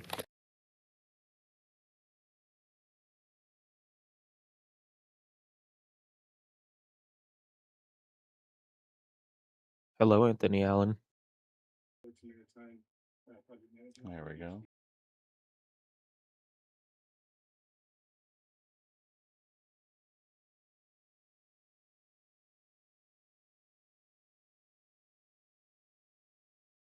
And near the intersection of Windhouse Road and Captain Donald Faust Road. Our project management team is Brent Moore, principal in charge, who's here with me today. Chris Dixon, who's traveling back from Canada right now. He was at the last commissioner meeting. He couldn't be here today. Myself as the assistant project manager. Naveen Galani as the construction engineer of record, or the EOR. David Broyles is the demolition engineer of record. Ricardo Pedraza, who's also here with me today, doing our construction observation. He's on site every day. Angela Pena, who's our project coordinator. And for Port Brownsville, we've got Manuel Martinez, director of engineering, Pablo Esquivel, engineering project manager, and Gerardo Mascoro, construction project manager. Russell Marine's project management team is Nicholas Joyce and Kyle Probst, who are here with us today. Okay, I did proof this out. That's all right. There's some better stuff coming up. It's all good. Keep going. All right. Next slide, please. So a little bit of background. These are photos of the original dock. It was constructed in the 1930s, almost 90 years ago. In 2021, HDR developed a Cargo Dock 3 master plan.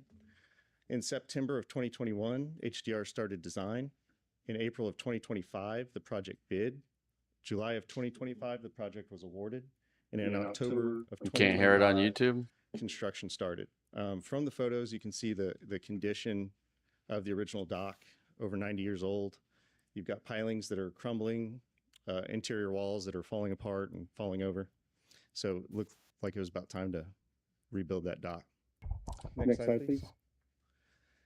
This is a overview of the Cargo Dock 3 master plan developed in 2021.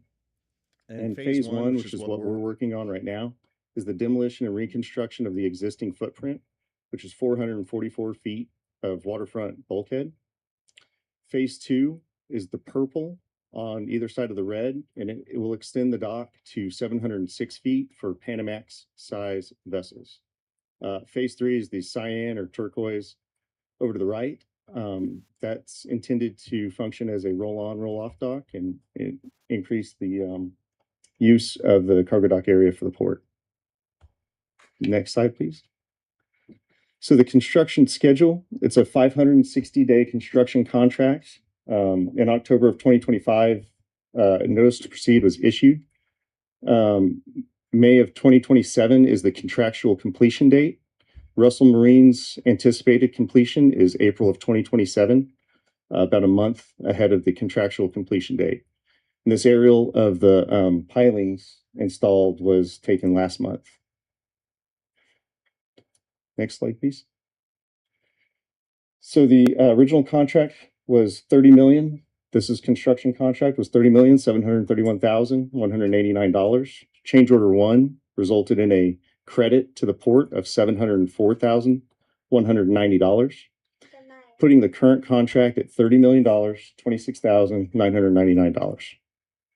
Total billed to date from Russell Marine is $9,271,180.07, with a remaining balance of $20,755,818.93. The percent complete of the project so far is 31%. And again, this is a photo taken from last month. Next slide, please.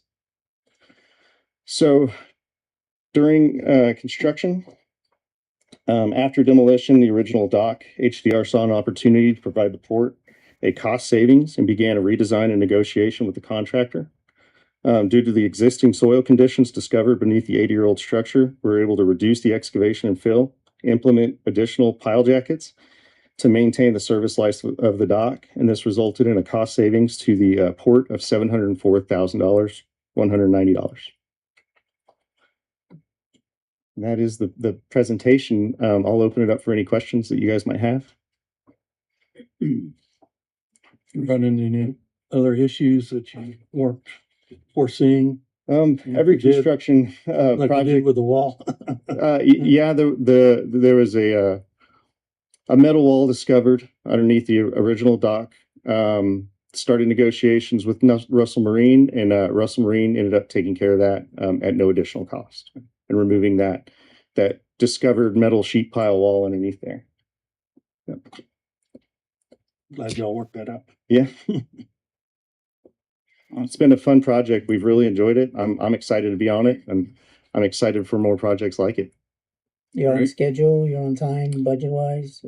Everything's on schedule, and Russell Marine anticipates being done a month before the the end of the construction contract. So everything's looking good right now.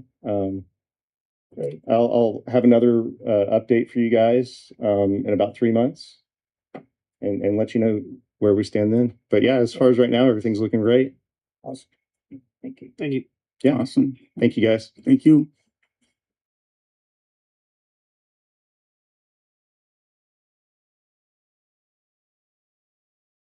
All right. So I hope that helped everybody, and that is available on the port website, or the YouTube for that matter. But just the basic concepts of how old it was and how expensive it is, and yes, they're on progress here and everything else. Yeah, so maybe that's why we saw work out here slow down and stop, was because of that sheet pile wall that they're talking about running into. Maybe that's why they decided to work up here for a while. Yeah, it makes sense.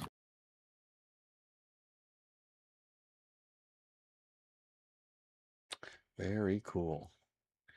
And when over at our other tank holding area, all the old tanks still hanging out, but we've got a couple of SPMTs out here, so either maybe some new ones are coming, or maybe they're starting to take these out somewhere. Looks like this one's got some wheels under it, so they might be finally going to some destination. I believe that tank has been sitting on that since it's got here. On the wheels? Yeah. Oh, I thought it was just on a stand like all the others. I think it's been on wheels. I might be mistaken.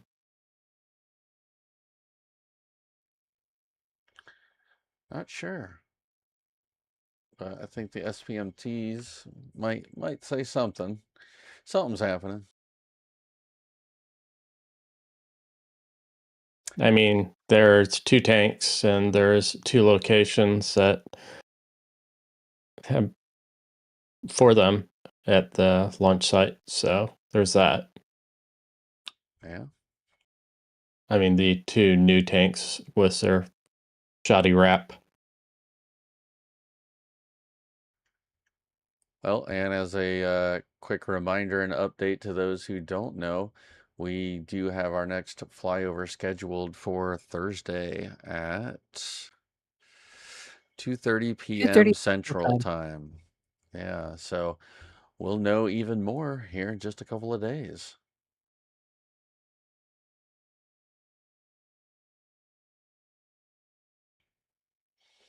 All right, a little farther down the port, we've got the old JFK still getting worked on and torn down little by little. Looks like they're slowly getting into this area. The ripper and the grabber is all gone at the moment.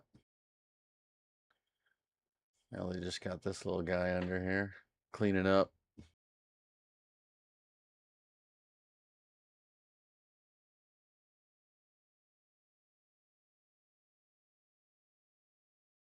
Yeah, it's long gone.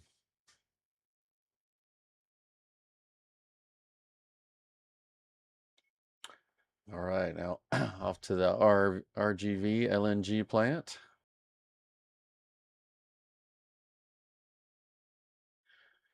Still seeing more foundational work over in the electrical area.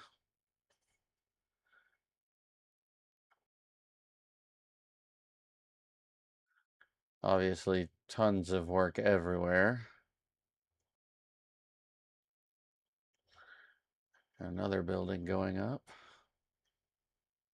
So, question for the pipeline that SpaceX has requested. This site is actually liquefaction, and SpaceX plans on liquefying on their property. So, where will this line come from, and where will the supply? Is it just where tankers will offload, and it will run down a pipeline from where the tankers come from to get the natural gas out there? They're tapping one of either the one that I think it's the inlet pipe, right? Yeah, they're not grabbing any of the gas SpaceX is getting. It's not coming from this plant. Okay, I figured. Correct. From the valley, either the Valley Crossing, the Rio Bravo. I'm pretty sure it came from the Rio Bravo pipeline. There's 3 pipelines that all run in almost a common easement, about 8 miles west of here. Okay, so it's just like a big old pipeline that runs a good bit. It's not even a pipeline coming from the port, correct? It is coming from the port. It Okay, it dives is. under the port, but it's not. It has nothing to do with this facility. No, I understand that part. I know because this is just liquefaction, but I was trying to figure out, is it like a line that they tap off from like tanker offloads and stuff?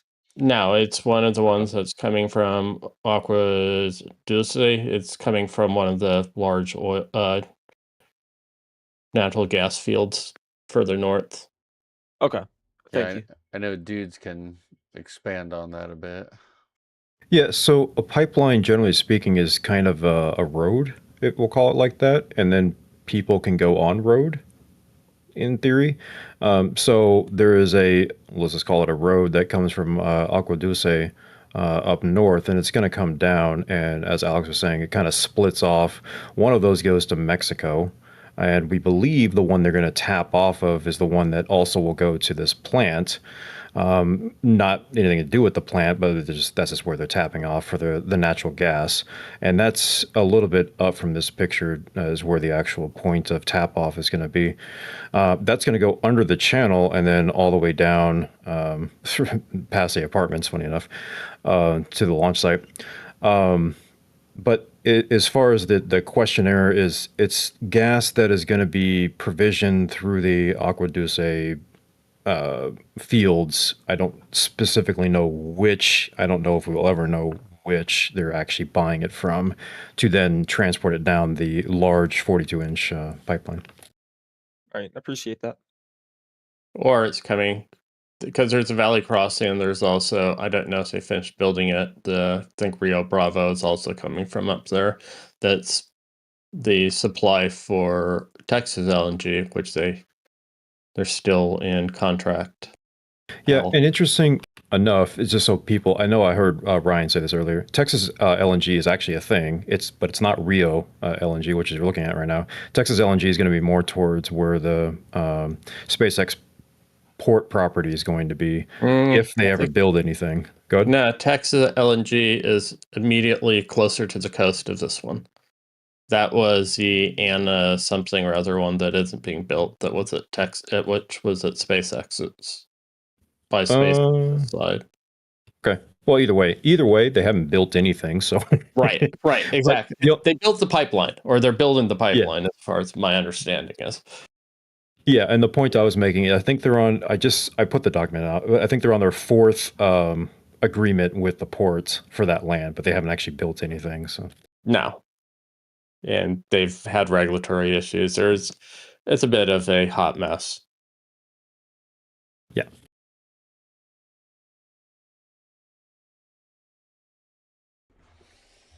All right. So as we can see in the tank area, they're still working on the piles for the third tank. Getting a lot more closer to finish now.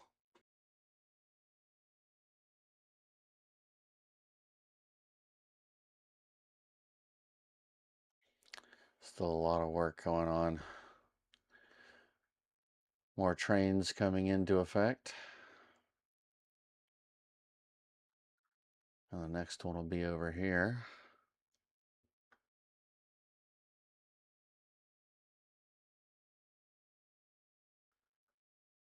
These are just monstrosities.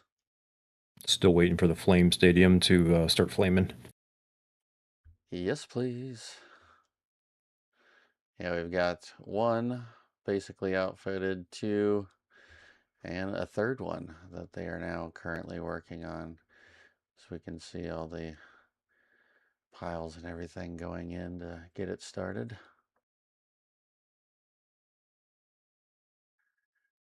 Burn, baby, burn. I know this is a tad bit random, but I was going to mention with this site when we were down there last, I think their shift change time is somewhat similar to SpaceX's in the afternoon around 6. And they'd have a cop car sitting at one of the light where the major entrance slash exit is. And when it's shift change time, the cop basically manually controls the light and keeps it green for them. And I mean, literally for like 10 minutes straight. Yeah, I believe it's not. It That's might be one that of one. them. Yeah, there's one here, Okay. and then there's another one farther down. I remember there was like a I remember it because it had I think like a guard shack maybe in the middle. It was like Yeah, two it's distinct past this. lanes. No, and like for 10 minutes straight, the cop just holds their light green, and I mean, I'm telling you, they are flying at Mach Jesus out of that construction site. It's crazy.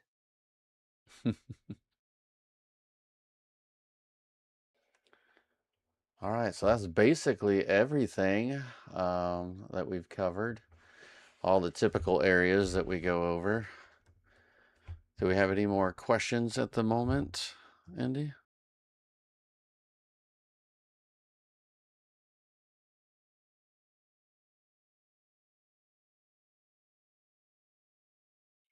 Yes, no, maybe so. What'd you do to Indy? Seriously. I muted her. Is that what happened? No, I lost the headphones for a minute there. There was no sound. I was like, why is her not talking? No questions? Not yet? I was going to point out that we might get a super cool Saronic Industries that will make some awesome military boats here. Although I think, according to the filings, they're just going to make little drone things. But I was hoping for the cool Marauder military boat that might be. They're talking about an alpha site that might be coming up. I'll have to wait for the video that y'all just saw from Brownsville to confirm. But hopefully that's going to be a thing. I'd be interested to see. Was there any of the clips or anything that we wanted to go over? Stuff that happened this weekend? Yeah, I think we should probably go over what changed. We haven't done like a Massey's and the launch site with the deluge and everything else, so whatever you want to start on. Well, let's see. We got this one that you shared from Vic. Let's see what this is. Is this the tank going Lock's in? landing tank being put back inside the newly capped bird cage?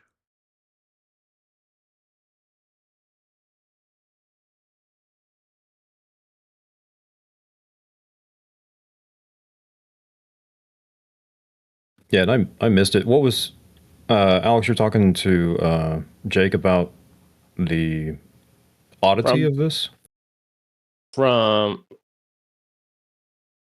it looked like they were, yeah, in the Super Crusher. It looks like they're putting from Wise Photos. It looks like they're going to be attaching those squeeze rails on the top row of the super ring of the Super Crusher, but yeah, not 100% sure.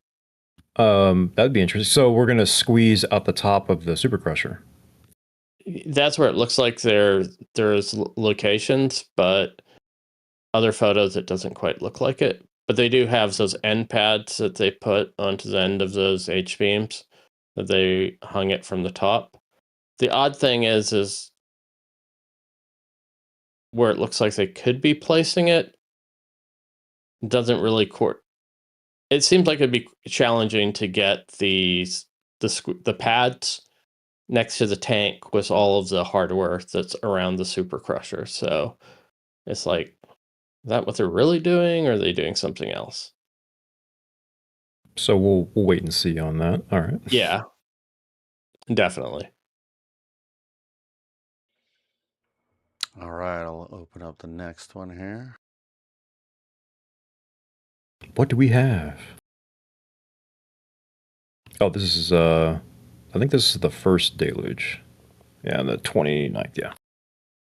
So that's interesting. They were doing the sticks. This is the first time the sticks had been fully moving in operation since the launch there, and they were moving up halfway there in operation, which is actually a really great sign.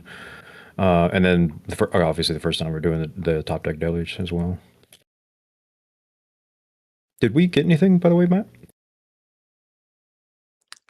I don't know. We have not had much going on in the camera discussion. Okay. Indy, do you know? Indy's part of the ground camera crew. Indy lost the headphones again. So this is I haven't seen anybody say anything. Sorry. All good. So this is the interesting new test they've done now today, or yesterday and today, where there's a slight break, and then they go again, assuming some sort of catch. The other thing that was kind of interesting is during this, I didn't post it here, but during this, the sticks were actually moving in. I think it was coincidental, to be fair, but they did move in on the secondary test, which is about 11 minutes later here you're seeing on this particular test. So the sticks are actually in the full left position, but the right stick was moving into it, which was also an interesting idea.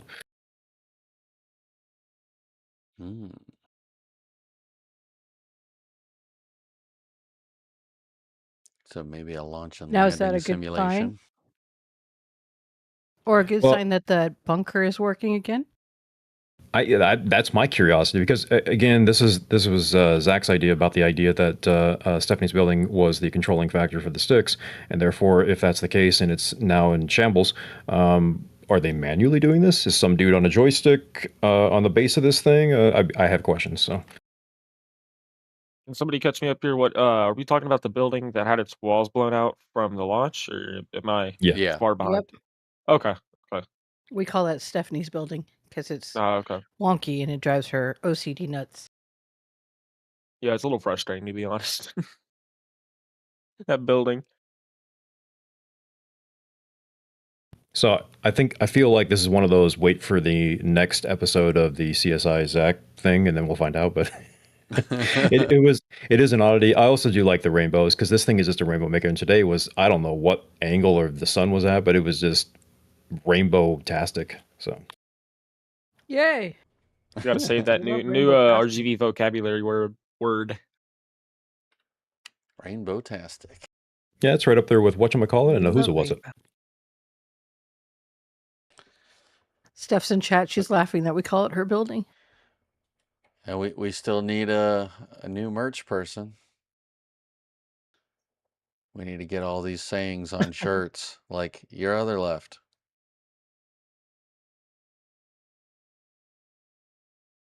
All for One has a question. He's wondering, that green pipe lifted around Pad B, could it be SpaceX using an available added capacity to top deluge? Using the available added capacity to top deluge. What green pipe? My understanding is those pipes delivered today were all for the Pad 1 deluge. Unless we're talking about something else.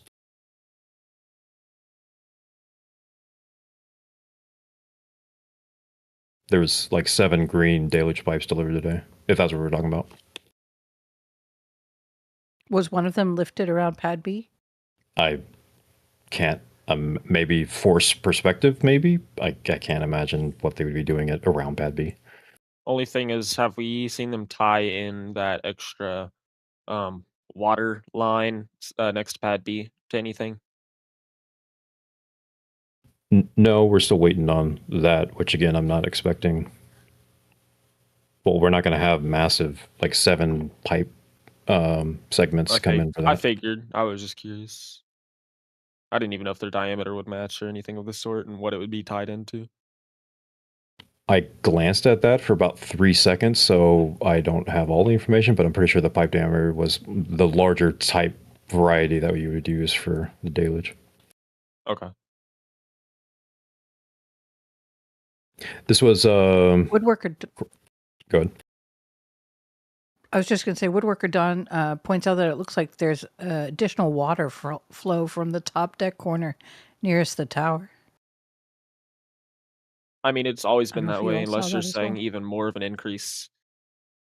Well, Even more of an increase is what he's saying, because we're theorizing Go about the on. new drill holes on that side, so I don't know if we could tell that. I mean, AB maybe from some old, maybe there's some extra stuff, but it plumes out so far that I don't know. It's all wash at some point. Agreed. This was S41 double cryo as per standard, all seemingly normal kind of stuff, and then it rolled back. So that all happened literally between last the weekly show and this show, which is crazy, and it's gone already. Yeah. So. Last 48 hours. Last 24 hours, actually. Yeah, so they're moving right along. Somebody joked about the Ship 41 team asking Ship 40 to squeeze by for cryo tests, and they said, you better make it quick.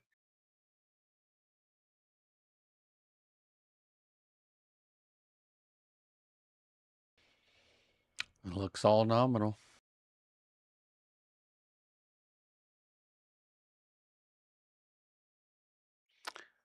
Apparently, you can see the aft flaps be activated just after dark. Sorry, the what flaps? Mm-hmm. Aft flaps.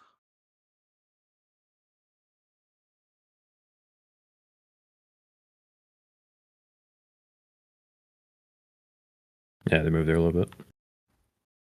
They do a wiggle. They do a couple of wiggles on this one. Oh, I never even thought about this. We're still doing the whole setup situation with the whole rig and the actuators on the flaps? Yeah, I believe so. That's what this test is about. It's more than just a cryo test. It's actually a whole structural integrated flap and cryo with the rams test.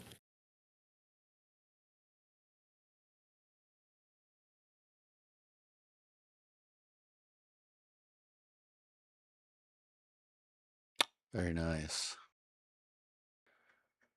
All right, any other happenings? Well, you can show the today's. I think I I don't know if Vic's had it or not. I put mine up there that I just threw up there. The split deluge. Yeah. All right, let me download that real quick.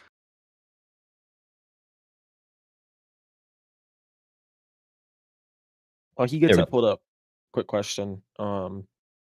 So I just noticed on the picture that you don't need to pull it up again, but on the LNG plant, how they have what looks like expansion loops in the lines. I know they have those for the trench running out to pad B at Starbase. What is the point of those expansion loops?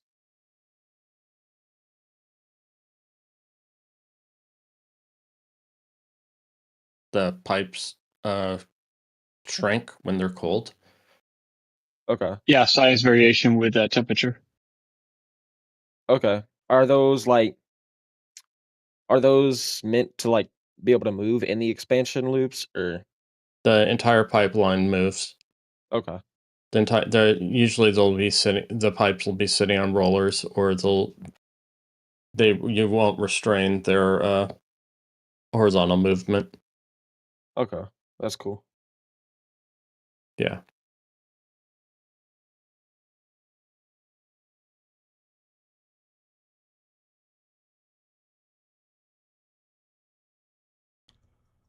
So this is a really good one, having 3 views.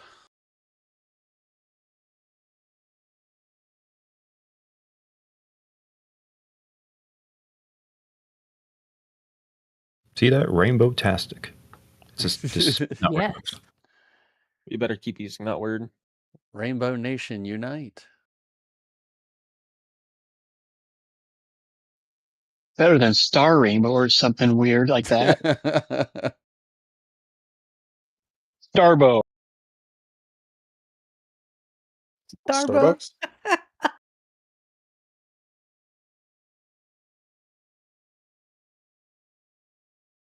And test 2. Yeah, we hear you.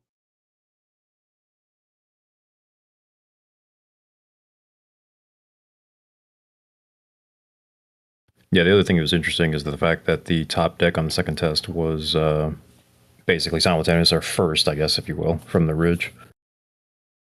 IDing, again, being the idea of some sort of landing catch. That's what I was just going to ask, if that's something to do with a landing catch. And Movac's arriving already. Uh-huh. I was just going to say. Anybody need some water?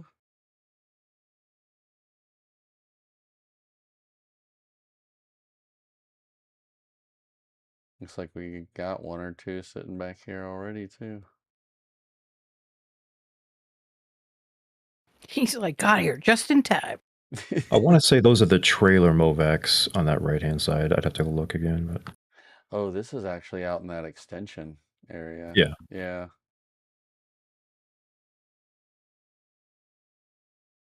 Nice.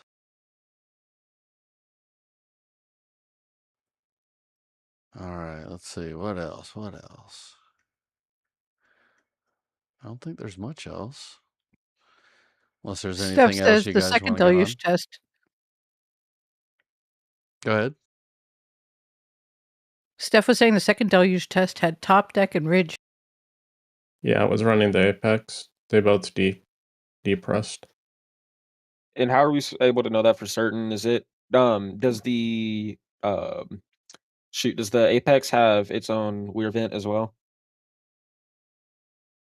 I was looking at where they depress the tanks from. Okay, I was curious. And how... the apex has a weir. The deck does not. Okay, so is that how we are able to tell if they fired both the If you look on the lower panel at the end when they're depressing the apex, you can see when they depress the 2 tanks. Okay, I was curious how at least to me it's so hard to tell whether whether it's both the apex and the trench or just the apex. But now looking at the video, it's honestly not that hard to tell. So yeah, I slowed it down a little bit as well. Yeah, I actually put that in just specifically for Alex because I know he's looking for the deep rest there. So I put that on both of them, I think.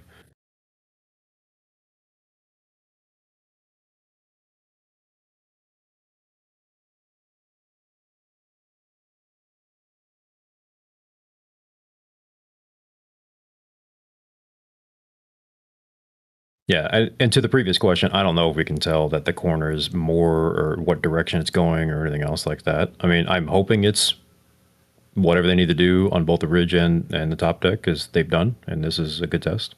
And they didn't blow anything up.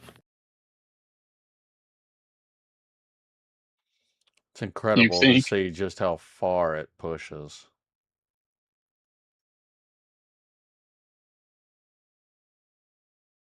Yeah, but it was doing that previously as well.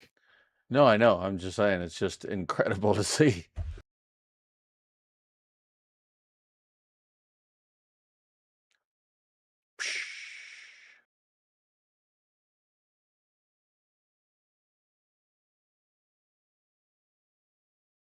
Yeah, the one crazy part is the giant sound we hear is not the water rushing. It's the stupid deep rest nonsense, and it's massively loud. But it sounds like it's the water. I couldn't imagine being down there and that going off. Scare me to death. So it looks like the first one went a lot farther. If you look at the first one out to the road, it definitely makes it out there, whereas the second... Do we think it's a matter of less water, or do we think they're also maybe running less gas generators for the landing? They'd be running at less pressure because the amount of pressure that they're trying to counter is minimal, yeah. significantly less. So they wouldn't necessarily be toggling a gas generator, but just throttling them all. They can throttle those gas generators. Okay. Contrary. But yeah. Yeah, that's as far as the second one went out, and then the first one way farther. Yeah, you can measure the distance and you could compute the pressure that the water's running. Sorry. Running at distance is going. Sorry, I don't have my RGV calculator, aka Ryan Weber, on hand right now. Yeah, that's a job for people smarter than me right there. Frog, if you check out Zach's latest series of videos, the latest one that came out goes into the gas generators quite thoroughly. And yeah, okay, cool. Yeah, so that's actually how they finished the throttle. other day. I know they are throttleable. I just didn't know if they would actually just throttle all of them together, or if they would choose to toggle one for the ending.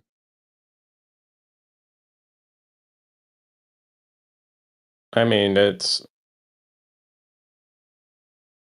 be easier to throttle something than to turn one off, especially if you're wanting to have any sort of redundancy. Redundancy, yeah, fair enough.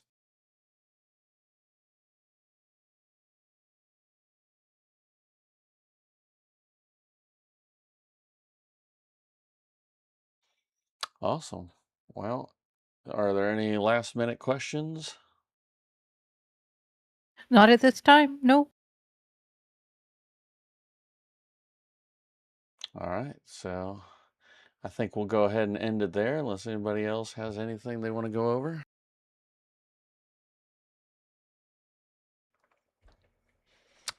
All right, perfect. So that's everything for Starbase Xpanded this week, episode number 26. We appreciate you all being here. We appreciate all the support.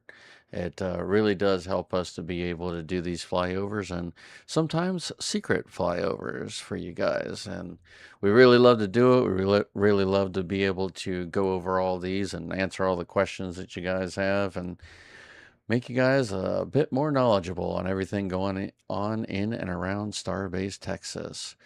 So as mentioned earlier, we have a flyover scheduled for Thursday at 2:30 p.m. Central Time. So just under 48 hours now, we'll have another flyover. We do those live as well as having a live stream, and we get the pictures in right off the camera as they're taking. So be sure to join in for that if you want to see all the little changes that we observe right when we do. So other than that, we will have the show and tell on Friday, I believe. What was it again, Indy? It'll be 2 p.m. Central Time. Perfect. So that will be on Friday. It just gives Mauricio a little bit extra time to get all the pictures as crispy clear as possible. And then we will have our normal Starbase Weekly on Sunday as well. And I believe Steph is running this week. Is that correct?